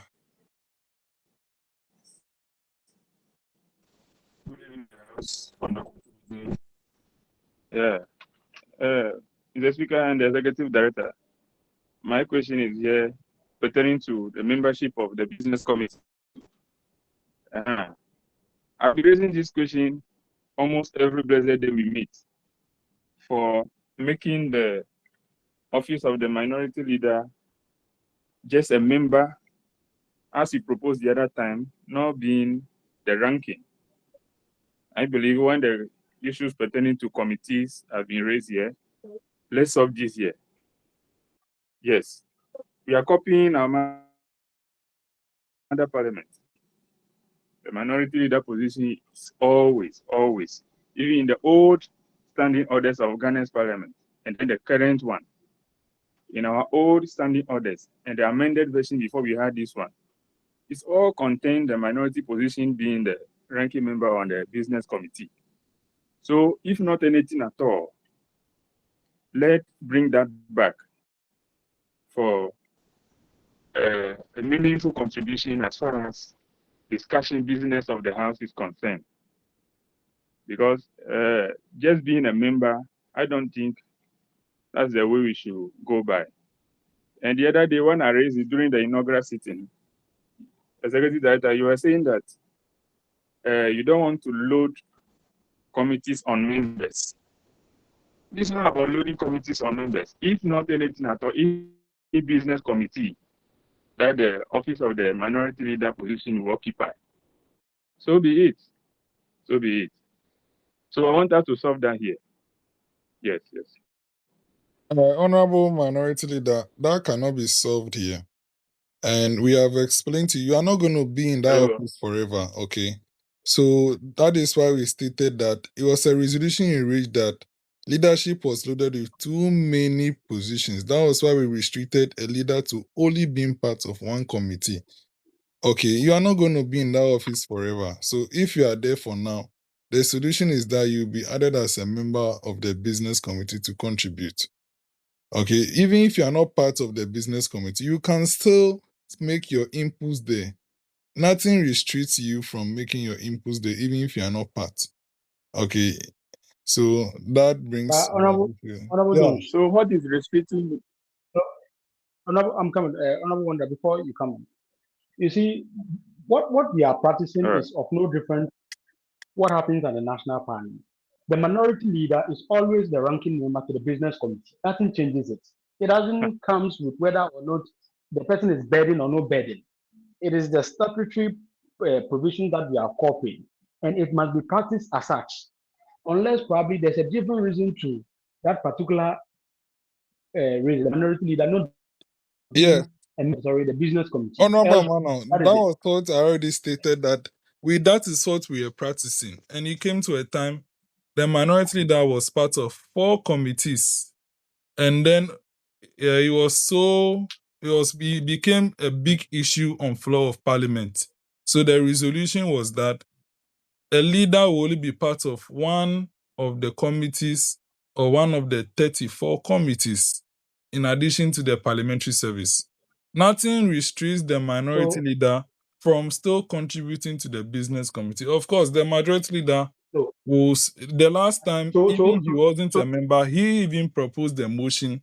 And I'm sure that's all Hubert is going to talk about. It was the minority leader that proposed the motion that the business committee used. Business committee used. If that's the argument, then the majority leader equally cannot chair the business committee. If that is the argument. No, the majority leader only chairs the business committee, and that's the only committee he's part of. Because gone were the days, the majority was part of the intelligence as well. Yeah. It is not a problem. You being a ranking member, you are not the chairperson. The practice elsewhere, everywhere, is that the minority leader is the ranking member on the business committee, despite who is bedding and who is not bedding. That is the practice everywhere. And believe you me, we are practicing and we are learning what is happening in the national parliament. Let us not be of the argument if in the particular parliamentary year there were issues that embedded together performing his duties as he or she is supposed to by virtue of the committees that he or she had been assigned to. We can really look at that. I get it. Yes. Let me be frank with all of you. This is a matter that has already been resolved already, and we have closed the book on it. We'll not come back. We'll not come back on it again. Okay. Honorable members, let's just take note. Nothing. Honorable Amano. Honorable Amano. This is a matter we have closed book on it. The minority leader in this matter is sounding like he has not taken regards to the matter we have raised earlier. We are not. Okay, we don't have problem adding him to plenty committees. Okay, we don't have problem adding him to plenty committees. But there is something that we have resolved that leaders will only be part of one committee. It was a resolution of the House and the Constitution. Standing orders was amended in that resolution. So, and also he's not going to be there forever. So if the answer stated the last time, the position is not about the person. No. Honorable Amano. Let me stop you there. If it's about I'm not going to be there forever, then it means it's about me. Okay. So if it's about I'm not going to be there, but it's not about the position, it's about me. Honorable, it's about me. Not being part of the business committee. That's what you're saying. No, the position is not. It's not for you. It's about the office. It's about the office. It's about the office. Resolved. Okay. So if it's about the office, then why should we be saying that I will not be there forever? Yes, you know. If it's about the office, why should we be saying that I will not be there forever? Would you be there forever? So let's do what the position is about. I will not be there forever. I know. I will go. Somebody will come. Forever. Yes, I know. I will go. Somebody will come. Am I lying? Yeah, I will not be there forever. Yes, I will go. That is what I'm saying. I will go. Somebody will come. Honorable minority leader. Listen, honorable minority leader. Let's practice what we are copying from the national. Honorable minority leader. Let's copy what we are practicing for national. Please let me hear from honorable majority leader. Okay, honorable Hubert. Honorable Jones. No, this is about. Let's treat it before the majority leader comes. Yeah, I'm not honorable members. Honorable Hubert. I'm not satisfied with that. No. I'm not satisfied before the majority leader will come in. Because he's already on that committee and I have to come in now. So let's satisfy myself before he comes in. Honorable members, good evening to us. Before you come in, please, Amano, before you come in. no, you wait. Please, You before you hold come in, on. let me address Hold on, it. It is not Amano, just hold it on. is not pertaining to the subject matter on the floor. It's not. I want to address an issue. Honorable Jones, when you make a statement that the matter had been already discussed and cannot be gone back to it, and the doctor had been closed. That's This why I is let me not the speak right last platform Amano. to debate Just allow on me this. to speak. So No, let's I'm hear coming. Just Honorable allow me. Gilbert. Let me. Honorable Amano, I know the matter I want Jones, to raise, Amano, but let's hear I from want to Gilbert. address Thank this. you. please let's No. tackle So this with all humility and the maturity all we I'm have. coming. Hubert, I'm coming. Let me No, help you. Amano. I I'm know not you. going to the subject matter. I'm not going to the subject matter. Yes, I want to let but those understand. whatsoever you want to say, please let me just make a brief remark, brief statement, then you come in. Okay. So the thing is, it's a very legit statement that Wanda issue that Wanda raised. So when you take perspective from the, when you look at always the majority leader and then the deputy majority leader are all part of that committee. The deputy majority leader then becomes the deputy chairperson. The minority leader and its deputy also they are all members of that committee. In situations where the minority leader cannot function or cannot execute his duty when meetings are called for, then that he can give that position to the deputy ranking to step in his shoes. That's why the two of them are actually on that committee. But the situation of loading members, I don't think is something that we should use as the reason why the minority leader is actually not or one of the reasons why it's not. But one thing, no, Amano, one thing is that I've stated something earlier on a meeting we had earlier on, was it last week, and Wanda wasn't present. You can be raising a very sensitive matter, but the timing is what we have to take into consideration. This is an orientation, and I don't think this is a place that we are coming to actually change our standing orders or do whatsoever. It's a very legit statement or concern he has raised, but timing, we have to take timing. Is it actually, is this place the best forum to actually address this matter? And to me, before I forget, thank you very much for raising that issue. My issue is not to whether or not people are burdened or not people are not burdened. My issue with the statement Jones made. Yes, we cannot. That resolution. The resolution can never be a rigid one. You see, no, I'm not. We can reach out to reach a resolution. They are always open for amendment. Okay, so we are doing an orientation. Let's stick to that. I also disagree. I asked for questions, and you are saying we should resolve the thing over here. This is not the time for that. The resolutions have been reached, and things turns out on a different way. There can always be amendments to all those things, but yes, we are not on the right platform. They're not here. Forum, the platform in which an issue is being addressed. Wanda made a statement earlier on where he's supposed to join a meeting elsewhere.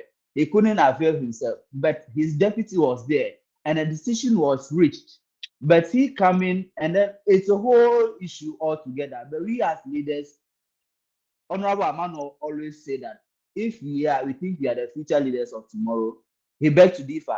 And it's not only about corruption. Our attitude most at times to also count to these things that he has always been talking about. So we have to be very circumspect and then think that things that we are doing, we have to know the right time and then the right forum, the right platform that we ought to do some of the things. You are correct. So my issue is that I want Jones to understand that we have already reached a resolution and we cannot go back to that issue. That is where my issue is. Yes, Honorable, I meant that this is not the place for us to go back on this issue on. Okay, no. That is what I'm saying. We reached a resolution on it earlier on, but if we were to correct it, it is not here. It is not on this platform that you'll be saying if we reach a resolution on it here. It is wrong. Let's do the orientation. If you have issues, we deal with it at the appropriate platform. But Honorable Wanda, not here saying that we should reach a resolution over here. That is what I want you to know. What's wrong? In this case, this question was directed to the right honorable speaker, and not you. in the likelihood that Honorable Mr. Speaker asks you to come in, you come in. Are you getting it? My issue is you picking up the issue where you are not invited in. Please That is where let my me issue answer. comes. Oh, Good. honorable So, Mr. members, Speaker, take charge of the this is House. my Honorable question. Jones, relax. When it is your Yes. time, you deal with the issues. Don't come in when you are not called. And then your statement that comes in one way or the other are not too pleasing. It angers people if you don't know. I'm telling you. There's a way we have to handle issues. Oh, Honorable Wonder, this is the right forum. And this we'll handle it backstage. But when you tell me Yeah, that this issue has been sealed and we can't go back to it, you are telling the president that no matter what the agitation he makes in the future, we will not go back to the issue and his issue yeah. has to be resolved. Honorable Amanor, Mr. let Speaker, me admit Mr. that Speaker, Honorable Wonder has raised this issue not once, not twice. I agree with that. Okay, not once, not twice. And we have explained to him. Okay, but I'm surprised he's raising it here again because this is not the No, time but for us to. if you explain to me and I'm satisfied, will I raise it again? No, So I'm not satisfied. I wasn't satisfied, come back so to that's why me. I'll raise it again. Okay, I wasn't Honorable Wonder, satisfied with the what I explanation you want gave. you to understand is that That's why I'm raising it again. Honorable Hubert can attest to the fact No, that no, you were not this is a part. platform we can Honorable discuss that. Wonder, listen to me. You were not part of the business committee, but you are aware you submitted a motion and that motion was used. Are you aware, Honorable Wonder? Are you I'm aware? not against that, but I want to be a Yes. Honorable substantive member. members, it's my question. Why are you Okay, fighting for please. me? I'm aware, I'm much aware, but Okay. so that should tell you that even I'm not part of the committee, I'm working perfectly. So me being part of it, I will even work more than that. Well So that's the noted. reasons Thank you why very much. I should be there. Thank you very much. Let's hear I'm not from part, but Mr. I was Speaker. working. So me being there, I will work more than I'm doing. Okay, thank you very much. Let's hear from Mr. Speaker. Honorable members, you have all had your takes on this issue. I don't know why you poor are fighting on a question that is directed to me. Okay, Honorable Minority Leader, you raised a concern. Okay, that's order 4. That's the why are you not part of the business committee? Okay. So as it is practiced by our mother parliament and the minority leader is the ranking member of the business committee. Okay. So for this standing orders, our standing orders, we have order 4 state about the amendment of our standing orders. So Yes. we'll look at your proposal and accordingly we'll look at what we can do on that. But saying that we should resolve it before we proceed, that I think is wrong. We are here for post-inaugural orientation. So, honorable member, I'm on the floor. Let me finish. Mr. Speaker, what I was saying is that hello. You are audible. Hello. You are audible. Proceed. Mr. Speaker. Yeah. What I was saying was that when the explanation was offered earlier, he was still standing on the decision not to amend the fact that I should be part of the business committee. I should be outside by contributing.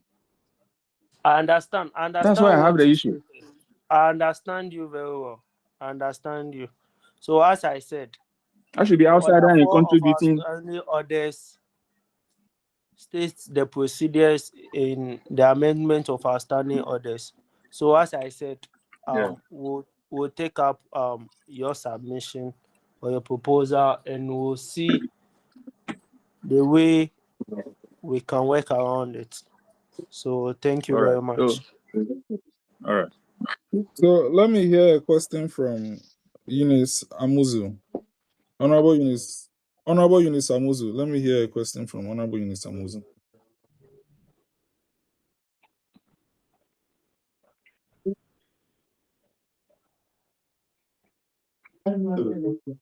Honorable Eunice Amuzu, don't you have a question again?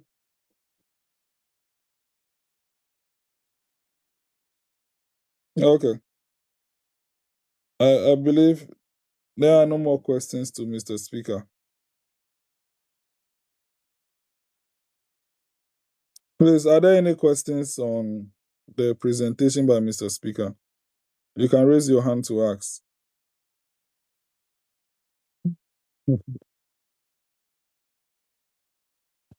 Okay, if there are no questions,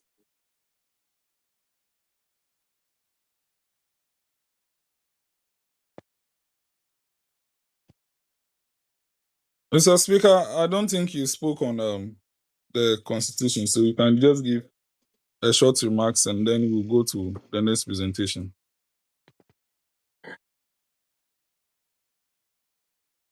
I didn't speak on the Constitution of Youth Impact Movement. Oh, okay. So the Constitution of Youth Impact Movement, it's it guides us on the activities of the movement. That's basically what the Constitution of the movement is. It states the chapters, the branches, that's the Youth Impact Foundation and the Parliament, and how activities of the branches are coordinated. That's basically what the Constitution of Youth Impact Movement entails. So after this, I'm sure a soft copy of the Constitution and also a soft copy of the standing orders will be shared to the pages so that honorable members can go through them and see for themselves what the content of both the Constitution and standing orders entails. So I think time is fast spent, so this is where I want to end it. Thank you very much. Yes, thank you very much, Mr. Speaker, for a brilliant presentation. We are grateful to you. And my brother Amanor, the heated arguments always. So I'm Jones Amagashi Biglo. I'm the president of the Senate, and I'm to speak on the system of governance in Youth Impact Parliament. It's our system of governance is to talk about how we operate our structures. Some of you are part of other youth groups and staffs, and there are hierarchies and then all those. YIP is not exactly that different. Okay, it's not exactly that different. So we have the movement, Youth Impact Movement. It is global and it is like the mother body to the entire initiative. The movement is led by an executive board, which is led by the executive director and 4 other directors. It is global in the sense that it's only one in the entire world. And then the movement has 2 branches.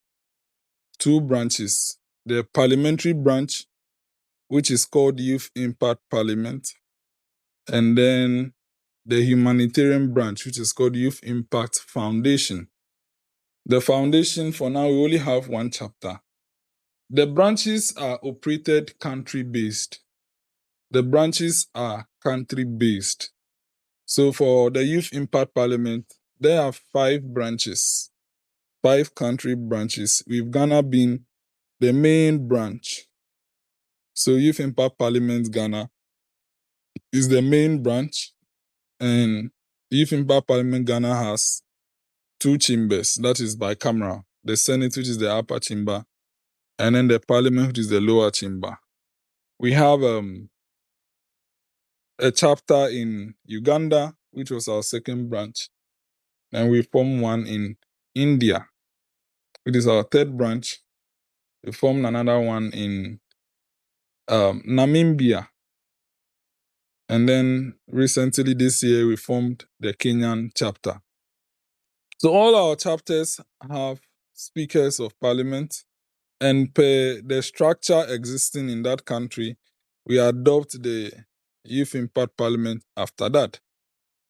For instance, when you go to India, it's just unicameral, speaker, deputy speaker, and we have youth prime minister because they use the parliamentary system. So the youth prime minister is the same as the majority leader.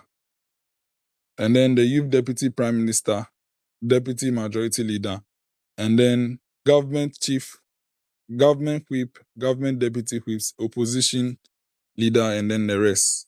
When it comes to Uganda, it's leader of majority, not majority leader, because over there, that's how they call their majority. It's called leader of majority, and then leader of opposition, just like that. When it comes to Kenya, it's just speaker, majority leader, deputy majority leader, whip, and then all those. Now, the system of governance in YIP, as I stated, is not so much different. As you know, YIP Ghana, the parliament is expanded to all constituencies in Ghana. We operate in Ho, in the Volta region. And however, we know most of you are living from afar. That is why we have made our system flexible that after every 2 physical sitting, we hold 1 online sitting. And that is mostly to accommodate our MPs who are far away, who cannot make it to our physical sittings. Because as Mr. Speaker has stated, Order 34 is going to be really invoked. So those of you who are from afar and you have missed the first sitting,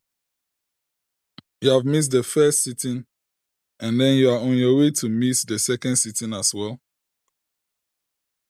You are on your way to miss the second sitting as well. The third sitting, which will be held online, try and be present because records will be taken of attendance. And we hold sittings, the parliament holds sittings once every month.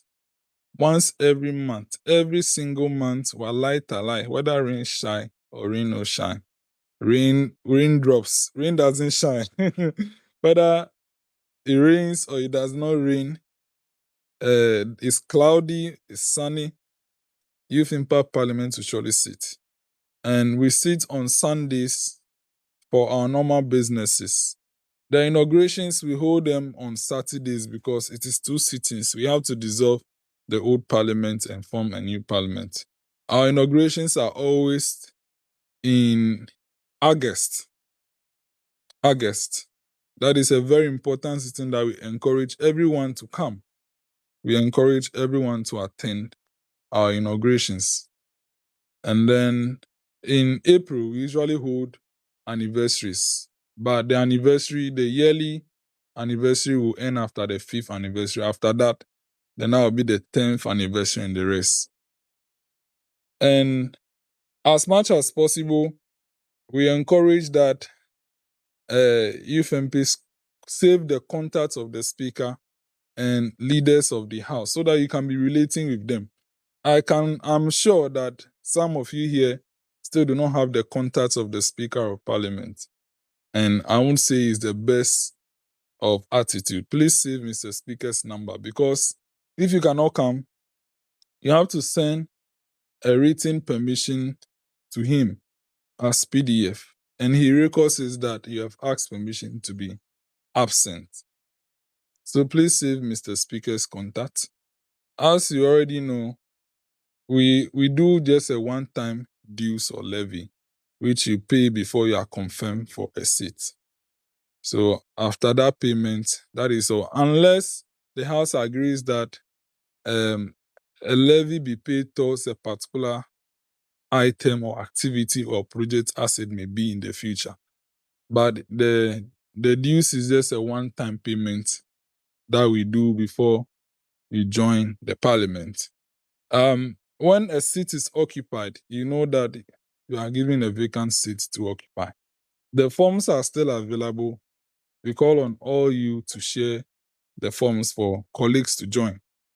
Please encourage your colleagues to join. And we encourage that you all share the flyers and activities of the house. For instance, our program that we held on the 9th of August, we have splitted them into video clips that will be uploading. Please try and share them to publicize the house.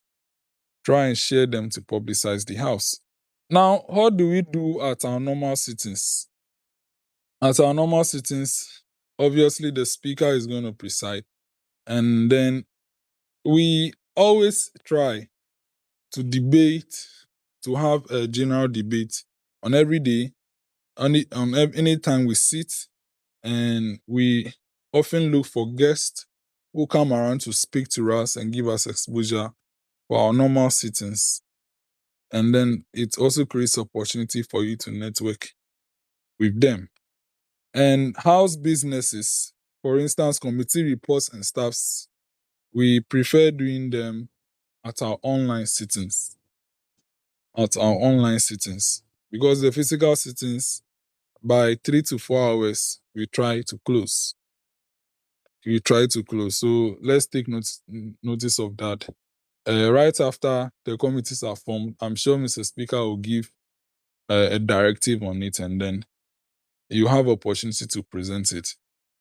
As much as possible, Youth Impact Parliament is open to ideas. We are not perfect, and we try to become better versions of what we do. So our numbers are always available. Chat us and communicate to us on how you think we can do some of the stuff. Some of you don't understand the system, and then when you bring up the issues, we try to clarify how things go. As much as possible, we handle our matters so that it doesn't go out. As much as possible, people's views are shared on staffs. But let it be known that the decision of majority is what prevails. Not the majority caucus.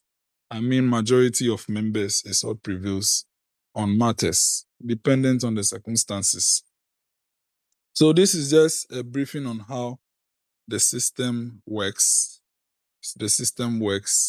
And you see, some of the members have been asking about leadership. They want to be part of leadership, but leaders, we expect them to be present at every sitting. So if you cannot afford to be present at every sitting, it means it might not be possible for you to be part or to be a leader. So those of you who aspire to become leaders, we want to see that high commitment level. And the Speaker's Award that I saw that day is honorary, unlike what other youth parliaments do, that you pick a category and then you have to do voting. People have to vote for you once a day and stuffs. We don't really believe in that as an organization. That is why, from the Speaker's own eyes, having looked at you and what you have done, he gives you an honorary award. That is all we do. There are a whole lot that we can talk about, but we have spent a lot of time over here, and I'll bring my presentation to an end. So now, the floor is open for questions from the first presentation to the second to now. If you have a question, you can raise your hand and then I'll call you to speak. Let's hear from the majority leader. Thank you. All right, thank you very much, Executive Director, Mr. Jones. Yes, I'm a Biglo. My question goes to the first speaker, Honorable Amanor D, our Deputy Director, Parliamentary Affairs. For some time now, he has always been saying we are not the future leader. That makes him also included. And on the other hand, he always say some of us will not end whatever we are doing here too. national. But these two statements, the first one, is it that he's not actually confident in himself that he's actually the future leader of tomorrow? That's my question to him. And he's saying he's not ending here, but on the other hand, like, we are not the future leaders. I just want to let him clarify on that actual statement that he keeps saying for quite some time now. If he is not confident in himself that he can be the future leader of tomorrow. Thank you. Ah,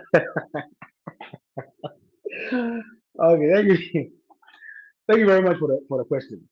So I use the statement, we are not the future leaders if we keep doing what we are doing currently, preparing ourselves for the future. And I say again that what some of us are doing, we may not want to end it here as in the parliament. We want to take it further. So what it simply means is that Youth Impact Parliament has provided us with a real-time opportunity to learn and unlearn. We are learning. And I would not want us to just end it where we are, what we are doing in the Youth Impact Parliament. I want all of us to take it further, so that we may have ministers, we may have MPs, so that whatever training Youth Impact Parliament is giving us, we will want to impart it. I have the strong conviction that in as much as that we want to be good leaders, don't forget that you alone, you may not be able to, you may not be able to cause a change.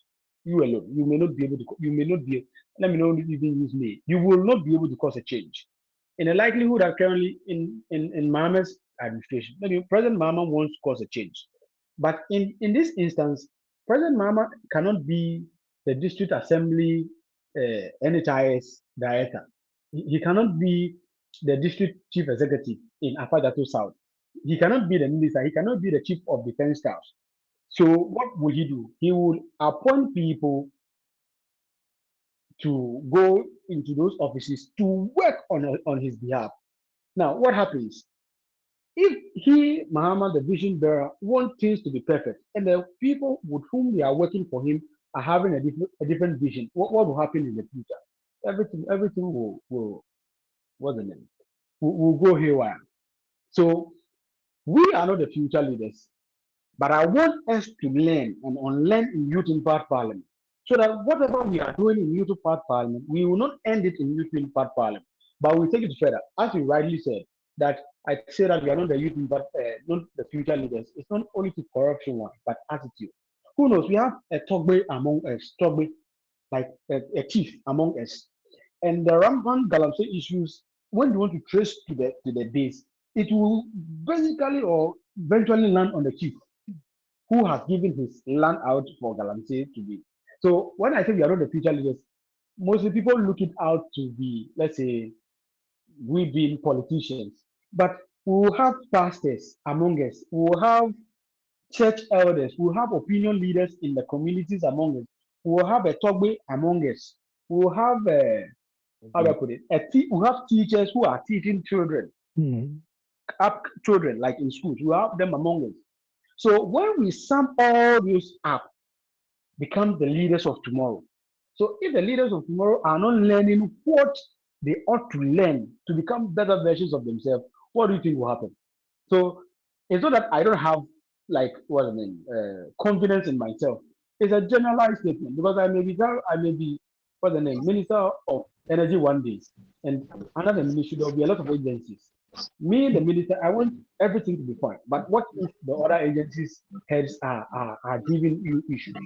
You can't be able to realize the vision that you want to realize for the betterment of the country. So it's not as though I'm not confident. I'm confident in myself, but myself alone cannot cause a change. Me alone cannot cause a change. That's why I always say that whatever I'm doing here, I would not want us to end what we are doing just using part parliament. And we want to take it further. That is why it always gives me joy when our members leave among us and go out to contest for SRC positions and NASPA and the like. But let's ask ourselves, are they performing to standard of which we want them to perform? That is a question for all of us to answer. So I don't know whether I've answered, Honorable Hugo, I don't know whether I've answered the question. But to me, I'm confident in myself. But if it is only me, that change cannot be forced.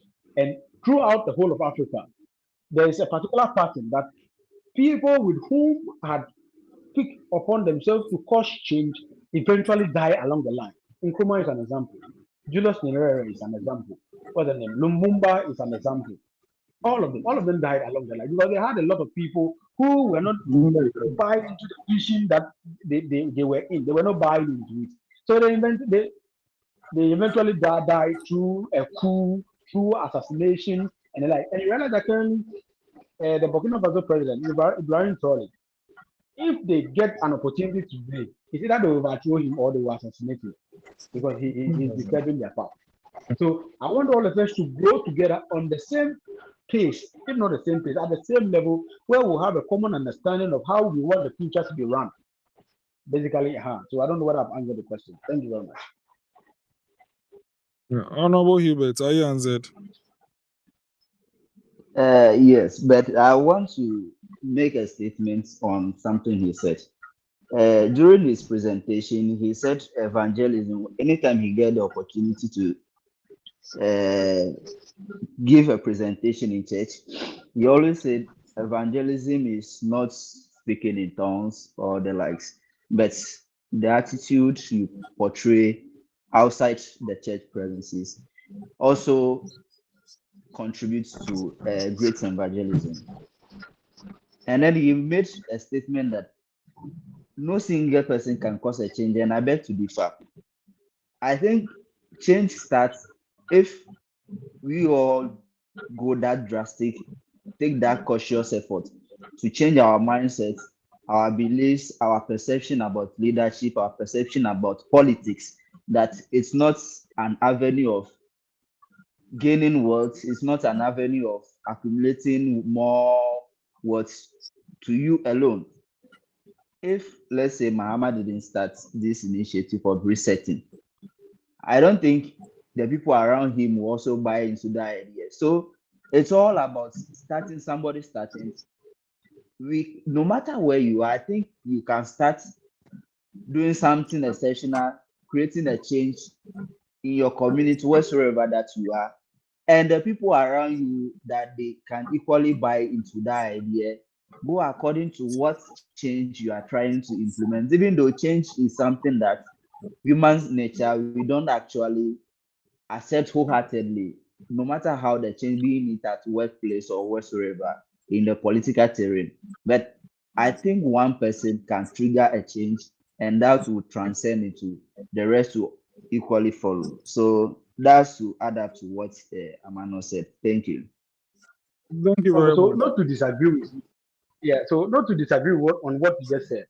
However, change without a long-term vision is no change. Nkrumah caused change throughout the whole of Africa with his idea of Africa uniting. After he died, what happened? Are you with me? So President Mahama is currently, when he signs out, what happened? Are we going to go back to how we used to be before with no resets? And I'm sure today Nkrumah in his grave will be crying because all what he has fought for, and because he was not having, I don't want to use the word level-headed, because after that material time, all the people were not on the same pace with him in effecting that particular change. After he died, Narh died, Lumumba died, the focus of Africa to be united has eventually collapsed. And I don't know whether you heard about the recent institution the African Union has reached of a new world map, because the African map has already been portrayed to be small, painting a particular picture to the entire world. So look at how long it is taking the United Nations after Nkrumah died, about some 53 years ago, after he died, to be realizing it. So my issue is, yes, one person can cause a change, of which all of us can do. But what happens when you are no more? Will that change that you have caused, will it still be there? If we have instilled into ourselves that mindset of growth and a better future for all, it doesn't matter who is there. It won't matter who is there. We will be fine all day. That's why I want all of us to have that particular mindset. Trust me, Mama is on the verge of reset. but he has some appointees who will make his work difficult along the line. So basically, that is my point. Thank you very much. Honorable Wonder. All right. Thank you very much for the presentation so far.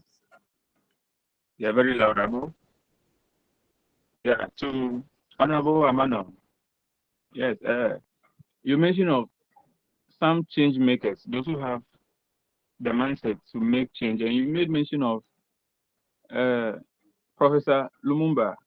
That those people who those change makers who have the intention to make change, they die along the line. But I just want to draw attention that Professor Lumumba, even though he has the intention, but he's still alive. I just want to chip in that. Oh, okay. So when I mentioned Lumumba, okay. So thank you very much. Maybe you want to mention somebody else before. No. So when I mentioned Lumumba, I was referring to Patrick Lumumba of Congo. Hello. Yeah, he's speaking. Amanor is speaking. Hello. Yeah, can you hear me? Honorable Wonder, we can hear you. Honorable Amanor is responding to your question. So what okay, I'm saying is I'm having network challenge here. Yeah, sure. Yeah. Sure, please let him speak. Can you hear me? Yes, I'm listening. Yes. Yes, Amanor speak. Yeah, so yes, I can hear you. Yeah.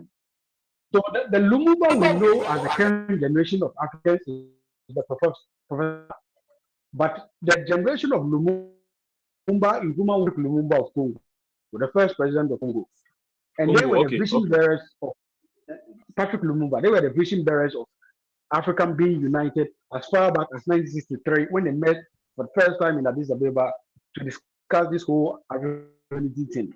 So I'm referring to like Patrick Lumumba of Congo. Not Professor Lumumba of Kenya currently. All right. Yes, all but right, thank you. But also back Honorable Wonder, Mahama is also part of the change makers, and he's alive. Amanor, Mahama is also part, and he's alive.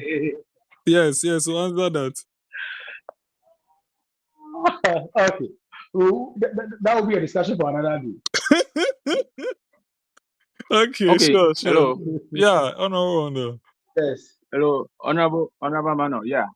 If I can hear you clearly, I can see that it is not about the human being dying, okay, the leader dying, but the vision quenching along the line. Is that not what you are portraying? Yeah, so when you read about the American Revolution, George Washington, after the whole American resolution for Americans to go wherever, they had instituted structures in place such that irrespective of who becomes the president, those structures still follow.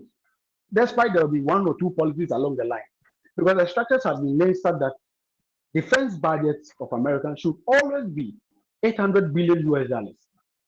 Formerly it was 751, but now it has been increased. So irrespective of who becomes the president, it doesn't matter. You do that. It doesn't matter who becomes the president. The structures has already been laid. So if the person who becomes the leader, the structures are already there, and because we have one likely the mindset of causing the change and maintaining the change. So it is not about only causing the change. There should be where we should reach a state whereby people should have that mindset of maintaining the change that have been caused by the change makers. Because prior to the 2024 election, there was a whole lot of discussion about factories that Nkrumah set up in the 60s that had been sold to individuals. Don't you think that if those factories had been and developed upon, Ghana will not be on the same level with maybe China as production hub? We would be. Are you getting it?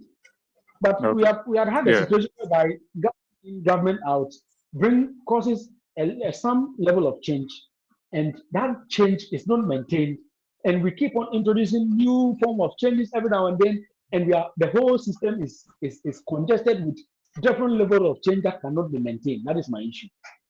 So we as leaders, if the spirit of change, maintaining change is embedded in us, it doesn't matter who becomes the leader.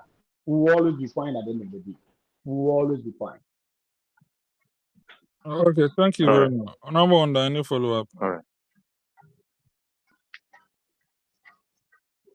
right. To you, Executive Director. Yes. You make a presentation of pertaining to the subsidiaries of Youth Impact Movement that we have. We have the Namibia branch, Uganda branch, the India branch, and the rest. Yes. Can you share with us the state of their affairs? How are they faring? Are they on course? Yes. Can you Yes, share with sir. us? So Thank you that very as much. youth, we believe in. Okay, you continue. Yeah. Yes, thank you very much. Um, as a matter of fact, Mm. the other branches are having some issues. The first issue is to do with funding, and the second is that the leaders are not getting the type of fire that we around here have speak. You know, the YIP, it is actually a fire. To get this committed is to pick that particular fire. And if the person does not pick that fire, he's not able Mm. to push it as we expect. Our speaker in Uganda initially had that fire, but along the line, he got a job and then he says he can no more participate in politics. So we had to get another speaker who is very passionate. But we explained that all the country chapters have to be locally funded. So they have to scout for their funding. We gave them the plan, the documents, and then everything, but they are still not able to kickstart. So the issue with Uganda right now is that, yes, the speaker has the fire, but he hasn't picked that of the funding. He's still expecting funding from Ghana. If you are able to get a very big funding, we can send some funds to Mm. them. When it comes to India, the issue over there is communication. Our India speaker is fluent in Telugu and not fluent in English. So even to Okay. send messages that have that are implicit in meaning, the meaning is deep. I have to type and translate to Telugu before he can understand. For a long time Translate. now, we have told Mm. him that he should bring people on board. He's bringing them on board, but he has to coordinate them and hold a sitting. And up to now, he's not hitting it hard. Honor Amanor is on their page, and you can see how we have been communicating with them. But however, we are hoping that when we are able to solve the issue of communication, they can kickstart. Now, the question with Namibia is that the speaker over there, Lucas Ingasipola, is a lawyer. Yeah, is he a lawyer? Yeah. He's lawyer. Yeah, he's a lawyer. He's married as well. He picks the fire. He understands, but he's not able to hold a sitting. I don't. I don't know whether he's expecting more coaching on how to hold sittings. He has been seeing the videos from Ghana. We shared the audio to him, and we told him that gather the people around, and then we'll help you with the other paper, hold the sitting and record and take some pictures. He's not able to do that. The first program he did was more like an orientation like this. He gathered a few couple of people around and he took pictures and stuffs, but he's not able to hold the first sitting. And that's the issue in Namibia. When it comes to Kenya, Kenya is actually picking up very fast. It's picking up very fast. They were just about to hold their first sitting. They wanted to even go in and pay a courtesy call to the county assembly of Nairobi City County, but we were hit with an issue. Alex Ndasiaba is more like a foreigner in Kenya. He's from DR Congo, attending school in Kenya. So for these things to happen, it appears he has been locked up with nationality. So we are currently in the transition of getting a Kenyan nationalist to become the speaker, and then he can take it from there. Apart from that, that chapter should be okay. But for all the chapters, for now, they have to locally source for fund until we are able to get some big funding to send some fund for them. They have to source for fund. And then the sittings are supposed to be chaired by their speaker. They are in charge of their own operations.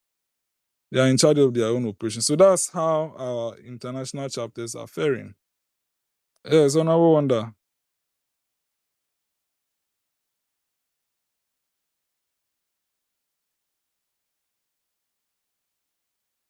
Yes, Honorable Wonder.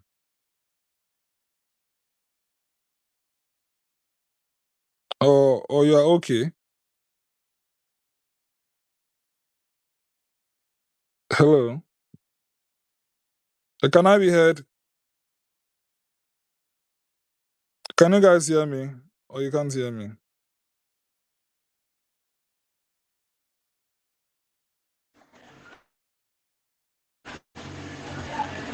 Yes, yes. Can you guys hear me? You can hear me, right? Okay, you can hear me. Yes, yes. Honorable Wonder, your follow up. Okay. Well, if it's not ready yet, let's hear from Honorable Samson Duce. Yeah, thank you very much for the opportunity given me. I would like to thank all the presenters for their educative presentation. My submission or question is actually on the our committee system. When you look at the committees that we have and the number of youth MPs that we are having, it looks as if we are more than the committees. The committees are more than us. Last year, I could realize that the number of people in a committee is not much. So if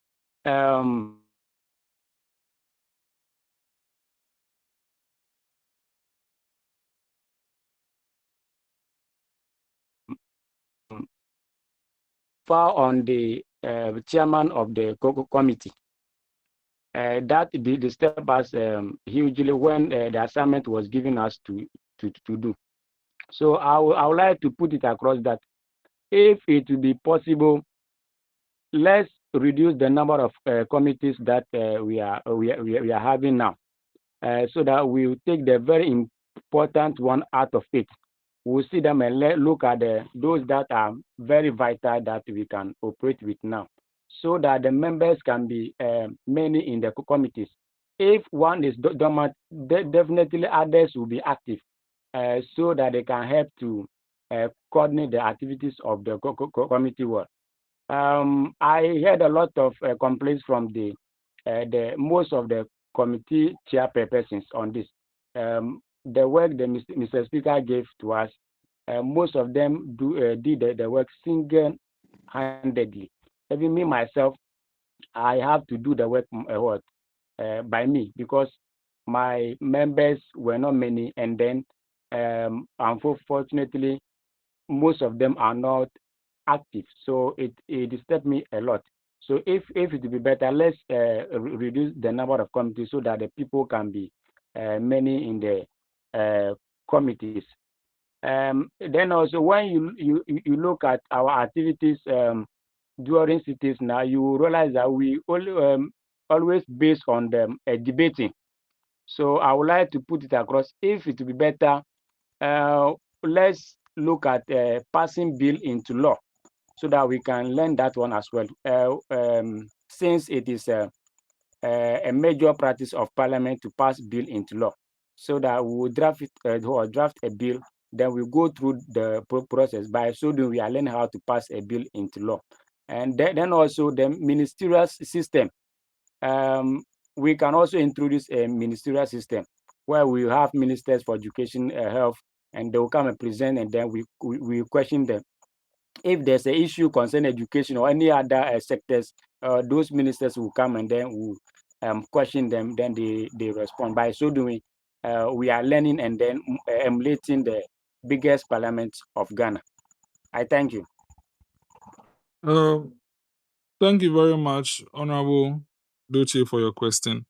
To answer your question, first on the committees, they feel the number of committees are too much.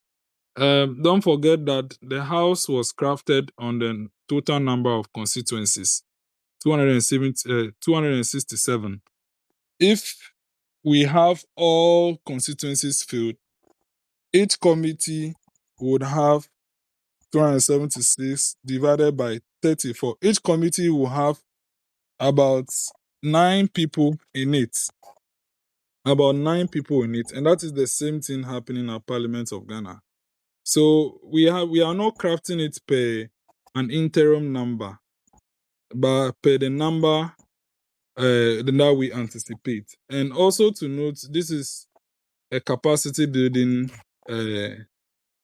institution. So as much as possible, we want to have more people holding leadership. I know a lot of people will say no, but in the long run, there must be something of benefit to members. Even if we have 3 committees, some are going to be seasonal. Some committees are seasonal. It's not like they are dormant, but they are seasonal committees. Until a job is given to them, they cannot do anything. It doesn't mean they are useless. For instance, the Privileges Committee is a very important committee. But until Mr. Speaker refers a member to them, they have nothing to do. So let's take notice of that. All the committees that we have accepted as a group have all been looked at very well, and they are relevant for our youth to learn. Now, going to the issue of the membership, as much as possible, it's the people themselves. Someone will have a very active chairman and a very dormant vice chair. Some will have a very active chair and a very dormant vice chair. You can't tell how the person will act in the future. That is why Order 34 is there. If the person is not picking up, we should call the person to order, and that will solve that problem. The secretaries to the committees, we have explained to them that they are supposed to be chatting the chairpersons and seeking for something to be done. And I think the secretaries have not been up to task. So hopefully in this parliament, they'll be up to task. The chairpersons as well, when you become a chair, even when you have 5 members, it is born on you to put them all into the fire. Now, the issue about debate, yes, we have done it before. And we actually have it in mind to do something like that. So don't worry, it will come. It will come very soon for us to do something similar to that.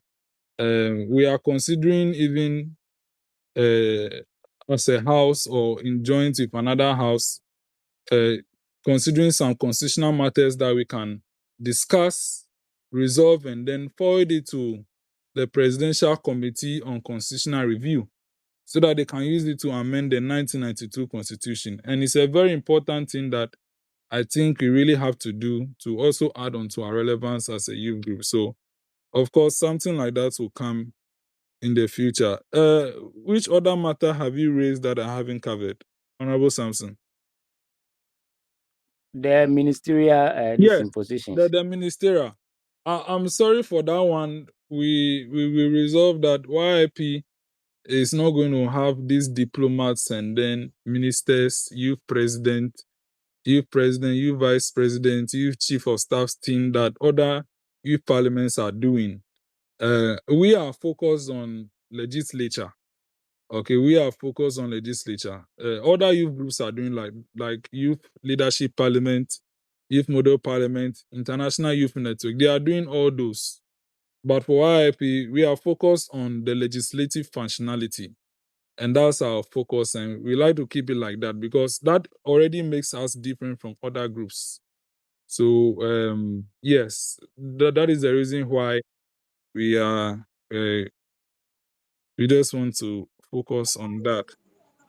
Please, is that all the questions? Okay. Okay, so adding on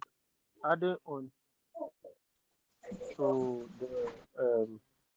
to the ministerial proposal by Honorable Samson.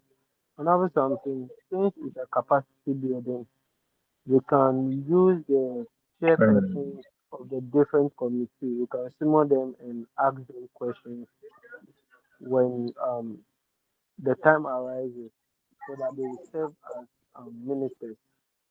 Do you get it? So instead of getting ministers, we can equally use the chairpersons of the committees. Do you understand? So that one too, we can Please, explore that part. Oh, okay, okay. thank you. Okay, thank you very much. Please, let's hear an order from Honorable Hubert. Yes, let's hear an All order right, from thank you Honorable. very much. Thank you very much, Executive Director, and then Mr. Speaker. Since we are advocating with respect to the question asked by Honorable Samson Doche, with respect to the ministerial positions that he spoke about, for some time now, we've been advocating that the executive should be decoupled from the legislature, where we could see that people in the were elected as legislatures are now having an executive positions, and which sometimes makes them lose focus on the actual work that they are supposed to do in the parliament. So since we are actually pushing that the executive should be separated, and then legislature should solely focus on making laws and then representing their constituents, I don't think we as youth MPs or youth member of parliament that we actually yearning or championing that should actually make that part of our practice or things that we should actually be going against. So to me, I'm also of the view that we shouldn't go on that tangent as youth MPs. Yeah, that's to just adapt to what has been said earlier. Thank you. Honorable Honor, do you want to add up? All right. Yes, actually, I was cut off from the line due to network challenge, so I was not able to hear from your final remark on the state of affairs of our brothers out there. But all the same, since they are not doing well, I was trying to propose that as youth group, we need to expand our frontiers to other jurisdictions. But since they are not doing well, I can't propose that again. So I think actually, to be frank, we have not lost hope on them. We have not lost hope on them. Some of these things, it takes time. It takes time because the bigger dream for YIP is to become a Pan-African parliament. So it's one of these challenges that we are facing, and we will solve it. So you can still table your proposal, and we'll look at it and see how far. So no, don't worry, we just put it on record. Okay. So what about extending to Francophone countries? Hey, that matter. Like Togo, Please, Benin. go and learn French. Bonsoir. It's all about the communication. To be frank with you, communication. So this is the if gap. we can have someone who can do, okay. Yeah, if we can have someone who can do interpretation for us, we can set up a chapter in Togo. Okay. But the communication is going to be our biggest problem. Honestly, if we can start a Togo chapter today, Honorable, we'll start. We'll just pray that the people can understand English. We are ready. We are ready to expand. So if you have a brother in Togo that you think can help us start YIP chapter there, please bring him on board. We'll see how we can do. Okay. Right. Okay. Great. All right. Okay. Yo, finally, about the proposal that we should submit a position paper to Constitutional Review Committee pertaining to we having a youth representation in Parliament. This is incoming debate that we will look at, right? It's not going to be a debate, right? It's going to be a discussion, right? It's a matter that I have to discuss with leadership about how we want to do this. At the end of the day, what we want our September sitting to do is that after the sitting, we are sending a proposal to the Constitutional Review Committee. That is all how we want. So we will discuss it as leadership about how exactly we want to do before it will come to the House. But at the end of the day, something is going there from us. That is all we want. So we'll discuss the details later on. Don't worry. We'll discuss the details later on. Okay. I just want to get clarification on it. If it's something that we can talk about now, and then I'll give a proposal. Yeah. Oh, okay. So when we do that discussion to September. Yes, so we'll do that discussion not long from here, and we'll take your input as well. It's a very serious matter we have to discuss, and we have to be very, very. Okay. Then let's go yes. Yeah, sure. So please, we'll do that. Mr. Speaker, please, after the sitting, we'll look at a time we can have that serious discussion. It's a very big discussion we want to do. Yes. So please, let me have a question from. Is this Samuel Ntori? Yes, Honorable. Yes, please speak. Please, can you hear me? Yes, we can. Okay. Thank you very much for the opportunity. So, what I also want to talk about is that when the first speaker was talking, Honorable Amanor, he spoke about accountability. And then what I want to submit is that in our part of the world, accountability is something that we have been overlooking for a very long time. And this thing has been creating atmosphere for corruptions and then fund embezzlement. So my encouragement is that as youth that we are coming up, we are training ourselves to become leaders in the near future. We shouldn't just be preparing ourselves to be leaders, but we should be preparing ourselves to be leaders that are going to bring positive change in everything that happens in Ghana. And then we should make accountability as part of our core values as we move forward. If not, we will also come around and then we'll be doing the same, and then there will not be any change at all. We will not make any difference in Ghana. Whilst we have been talking, we have been mentioning names of people who have made positive impact. It sounds good when you hear people talking about people who have done good enough like that. One day, if you also make positive impact, people mention your name and then be praising you about what you did. So as we move forward, accountability should be part of our core values that we should look at. And then my question is that when we're talking about parliament, majority and then the minority caucus, I know that all of us here in this caucus, we came not in the name of any political party.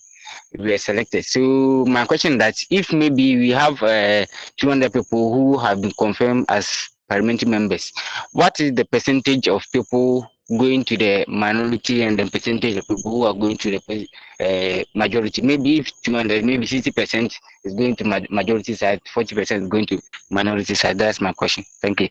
Okay.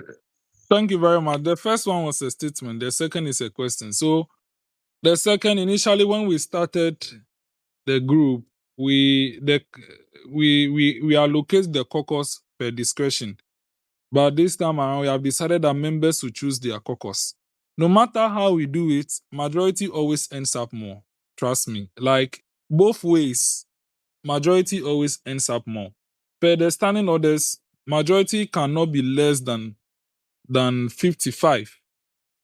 Majority cannot be less than 55% of the house. Anything less than 55% of the house, we must borrow people from the minority to the majority.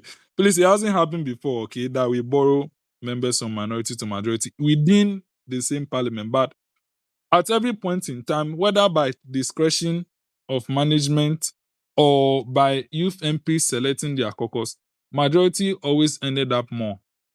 Because who no like better things? Please forgive me, okay? It's not like majority is better, but majority always ends up more. So all we want is that so far as majority is more than 55%, we are okay. We are okay. So per naturally, majority will just end up more. If it's 200, we'll always end up having 120 people to majority and then less to minority. So it's not a problem at all. I know minority leaders coming to challenge plenty issues. Yes, minority leader. The figure. So it's high time that you know the number that will be allocated to minority caucus and that of majority caucus. Yes, because right now the committee, the caucus only have 33 members. 33 right now. I don't know new people will be coming, new members will be coming, but we are 33. What about majority? We don't know their number, but we open for 276 constituency. And how many have applied so far? So far, are they all up to the 276? I'm not sure. But how many do you have so far as it stands? Yeah, I want to know. Yeah, so as it stands now, as of inauguration, we had 82. And after inauguration, 2 people joined. And then I think per the caucus division, majority is around, actually it's around 40 thereabouts, 40 to, yes, 40 thereabouts, and minority is around 30. Per the standing orders, majority is supposed to have at least from 55% above. So when you look at the standing orders and the current situation, it's in line. And we still admit people. We are still confirming. So we are hoping before next year, April, when we'll close nominations, we'll get more than 200. Yes. So at every point in time, we'll ensure that the distribution is not too much in the sense that majority will come and have like 80%. No. But it will always swing a little bit more to majority. So don't worry about that, minority leader. Okay. Thank you very much. So, my final question to the speaker. Hello, speaker. Yes, he can hear you. Please ask your question. He can hear you. He spoke about the committees and how their work supposed to be done. So we've seen a lot of committees not being on top of issues. If I say they are not being on top of issues, I mean when they are assigned, because it's not all committees that are assigned. Some, for example, as you explained earlier, the privileges committee, unless they are given a duty to perform before. When I was a member of the privileges committee, by together with the able majority leader, unless we were assigned before. But if you are not assigned, there's no way you're going to do. So those committees are not dormant, to say.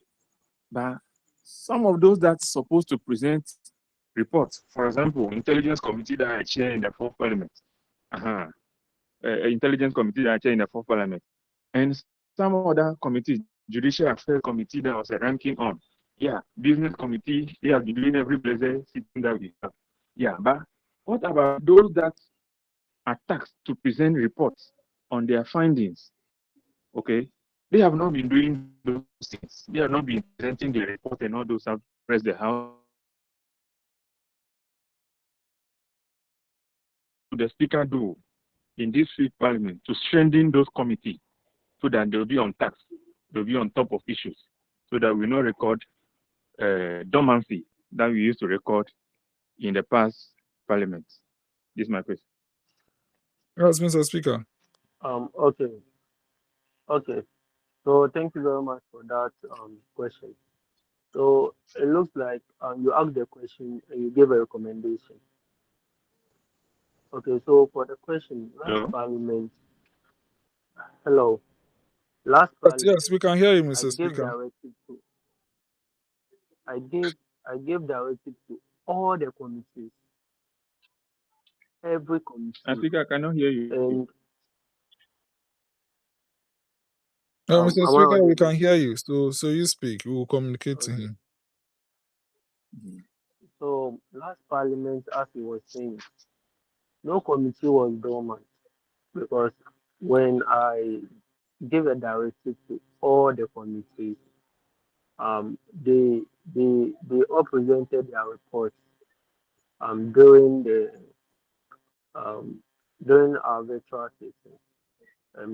When the chair was not around, the ranking presented on behalf of the committee, and when in the instance where the chairperson and the ranking member was not present, a member from that committee presented the report. And I also directed, and yes, I remember I also directed that all those committees that were not able to present their report, they should just file their report to the table office so that it will be admitted by the house, and it should be add as documents for record sake. So for issues of being like saying that the committees were dormant, I think you got it a little bit wrong. And better still, your recommendation it is well noted. So thank you very much. All right. Perfect. What was said. Okay. All right. Thank you very much. Thank you. Honorable Samuel, do you have a question again?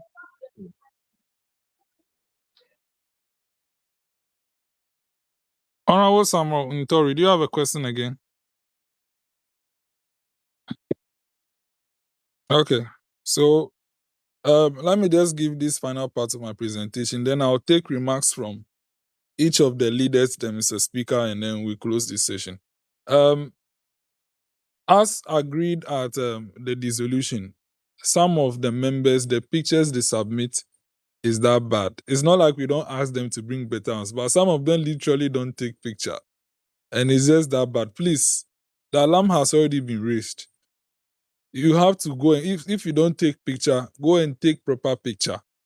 Like how much is a photo official shoot? Just some 100 cedis, and go and take some nice pictures, because everyone is entitled to 3 flyers.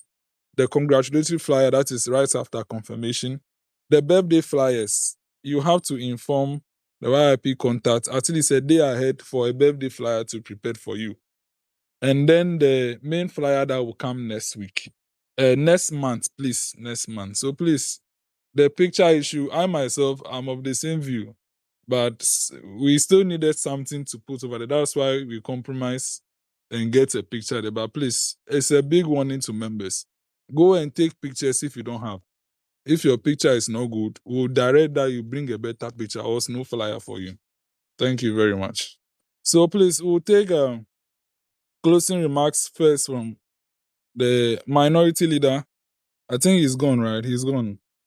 Okay, if he's gone already, then let me take from...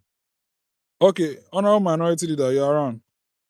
Closing remarks on the orientation from you, please.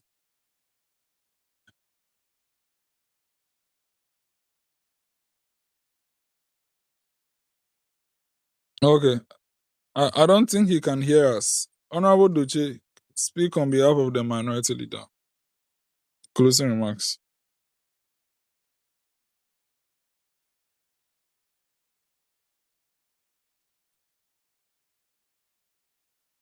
If none of the minority members are ready, let me go to the Majority Leader. When they are ready, we hear from the Majority Leader. Closing remarks. All right, thank you very much, Executive Director, for this opportunity.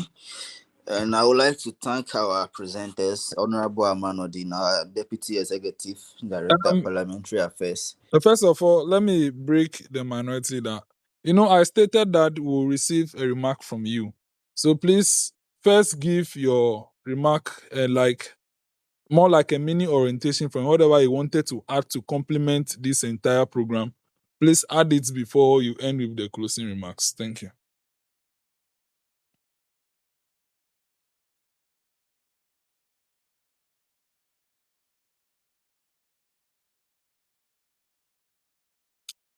Yes, Majority Leader. Oh, sorry. I was actually speaking, was muted. Okay. Yes, a lot has been said from the roles of the leaders to duties, that things we need to know when you find yourself in a particular committee. I think we all have to just take that drastic measures, as in no one actually force anyone to join this noble platform, Youth Impact Parliament.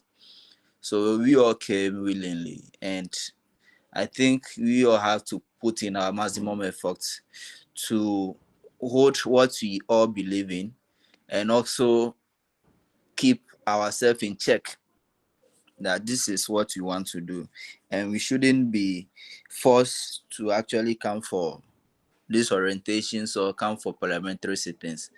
To just say some few things, yes, as leaders, we have to be very circumspect, very careful where we ask some questions, things we say. At least if you have some question in mind, think about it very well, that this particular platform that I'm coming to ask this question at, is it actually relevant? You might be asking a very sensitive and a very important question, but the forum or the platform in which you are actually making that statement or asking that question makes that question irrelevant, even though it's actually a very good question you're asking. So as leaders, we have to know some of those things, and then ought to do something that is worthy of emulation. I know no one is perfect, and we are all trying to be better each and every day, that the opportunity is being given to us to lead, and we have to always learn. Sometimes we learn on the job, and if we are learning, we are open for corrections, and then we are open for directions as well. So let it not make it as if we are all perfect and then no one can correct us. So that's to the leadership and then to the MPs as well. Let's just avail ourselves. This is something that is actually going to help us very well.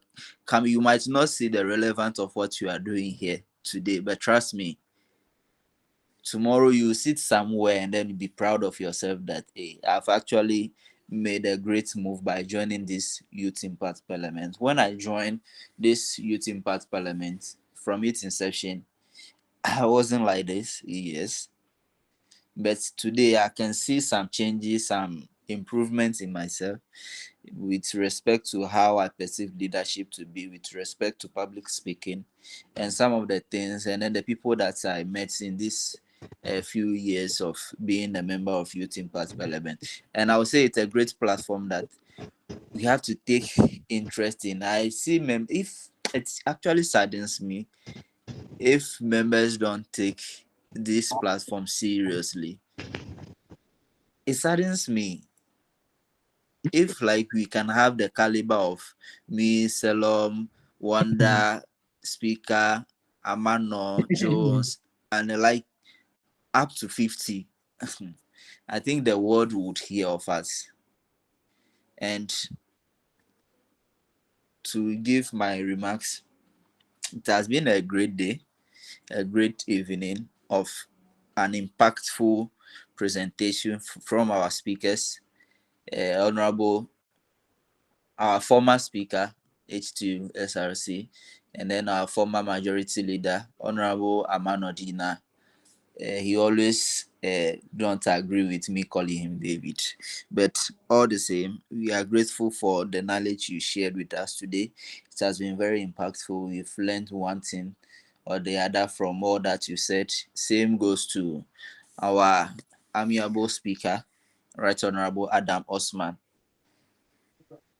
earlier on known as Adam Osman. We are grateful for taking us through the standing orders, the committee system, and then things we need to know. We are indeed grateful, and then taking us through the constitution. Also to the executive director, if not because of your vision and the vision of all the people around, you wouldn't have gotten this platform today. We are indeed grateful to you as well for the opportunity given to us and the things you shared with us this evening. And I will say we are grateful. And to all members that are still on the call as at this time, thank you all. And then let's have a good evening. Thank you, the host. Yes. Thank you very much. Thank you very much, our minority leader. Um, before I hear from Speaker his closing remarks, I wanted a lady to speak because we haven't heard any female voice the entire of today. But let me call on two people. I think a couple of people. Okay, Mary has joined. Yes, Mary.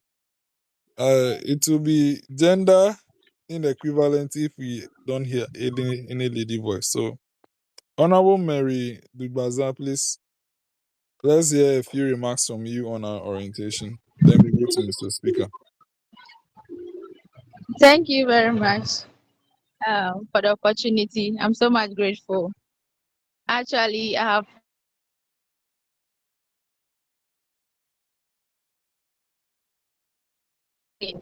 so tonight also I've learned a lot. I'm one person that likes to observe. So you always see that I'm very much.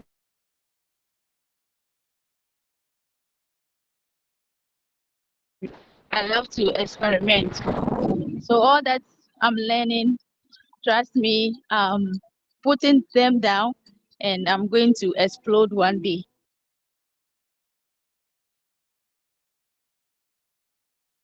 Powerful points that they raised, and we are so much grateful. I'm privileged to be part of this house, because I could see that I'm at the right place and I'm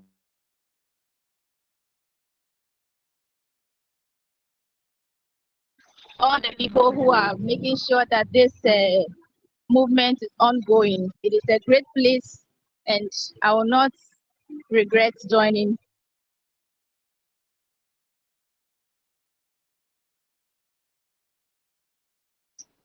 Over to you, Mr. John. Thank you so much, Madam Mary, for your kind testimony. It really touches our heart and affirms our commitment to this entire initiative. Thank you so much. Mr. Speaker, your closing remarks.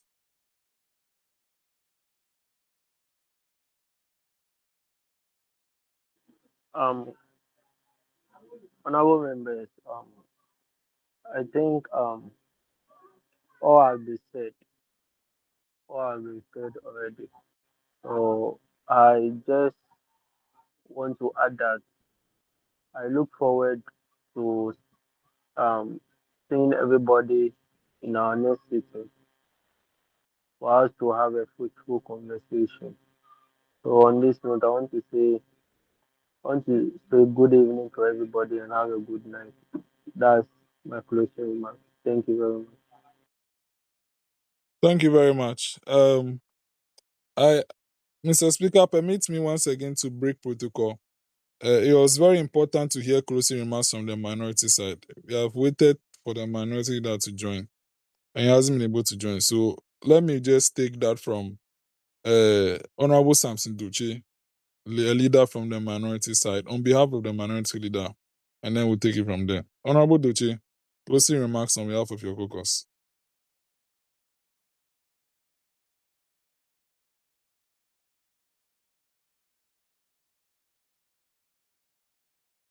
Honorable Samson Duce, can you hear us?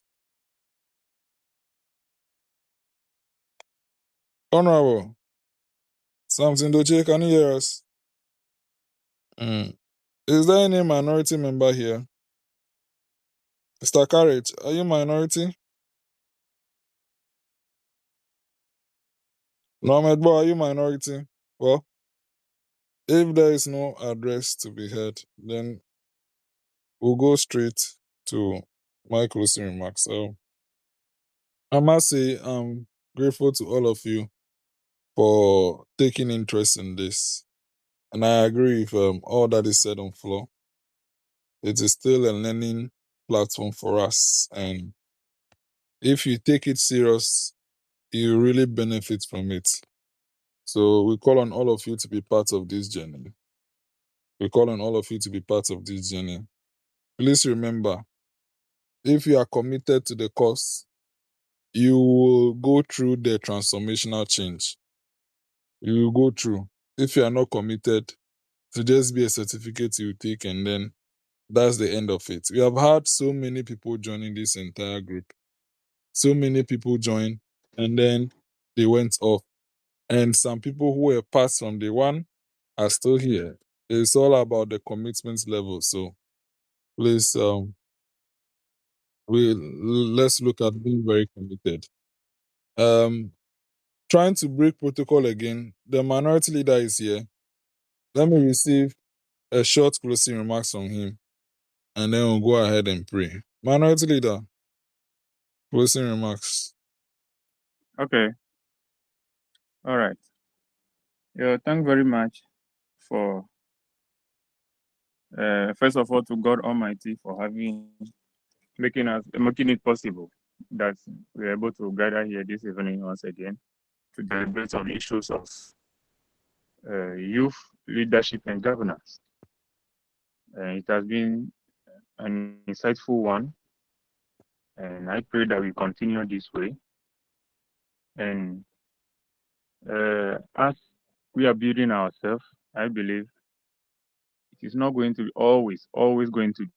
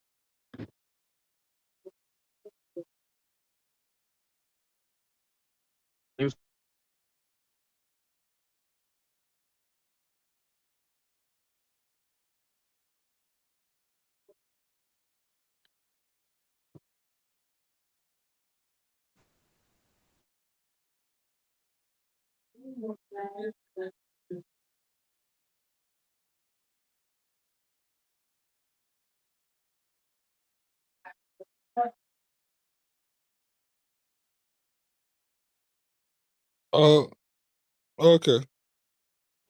I think the minority leader is done with his reports now, with his remarks. Honorable minority leader, are you done?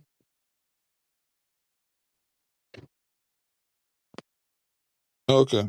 Okay. I I'll take it that he's done. I'll take it that he's done. Quick announcement. After the meeting ends, please, leaders of the house, please remain on the call for just a quick discussion, and then we'll take it from there. Just a quick discussion, and then we'll take it from there. Uh, please, this session is recorded. We'll upload the recording by tomorrow for members who missed. Please, we encourage that you share the nomination forms and be sharing our staffs on platforms for people to see what we do. That is how we can get more members, because we dream of having all the seats filled, and we keep on talking. Please, guys, be sharing our flyers and stuff. Be sharing our stuff. So please, don't just see it and then download and go. Be sharing it. Whatever we share, be sharing it. And those of you who have active social media handles, please also be sharing on there. We are on all the platforms, Facebook and the rest. We are on all these platforms. So if you're on Facebook, when we post on Facebook, share on your page. When we post on Instagram, like it for us. When we post on LinkedIn, please also repost. YouTube, you can also share as well on YouTube and stuffs, and be liking our videos. We are also on X. We are on X as well. We are on every place. So please, our members, don't forget to do that. So thank you very much. We'll end with prayer. We started with a Christian prayer. So, Mr. Speaker, closing prayer. Thank you.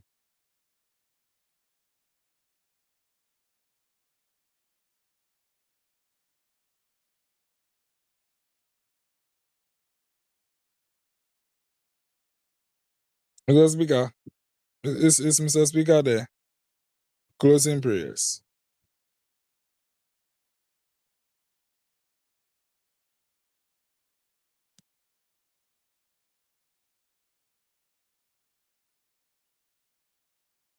Okay.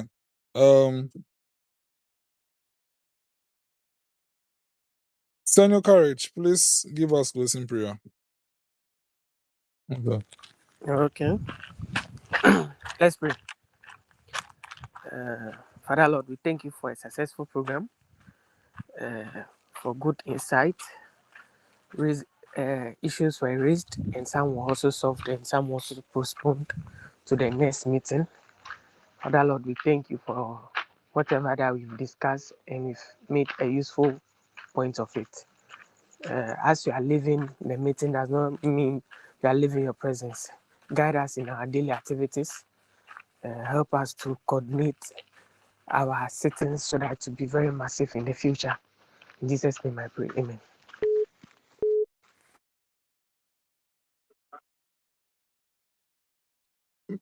Thank you all very much.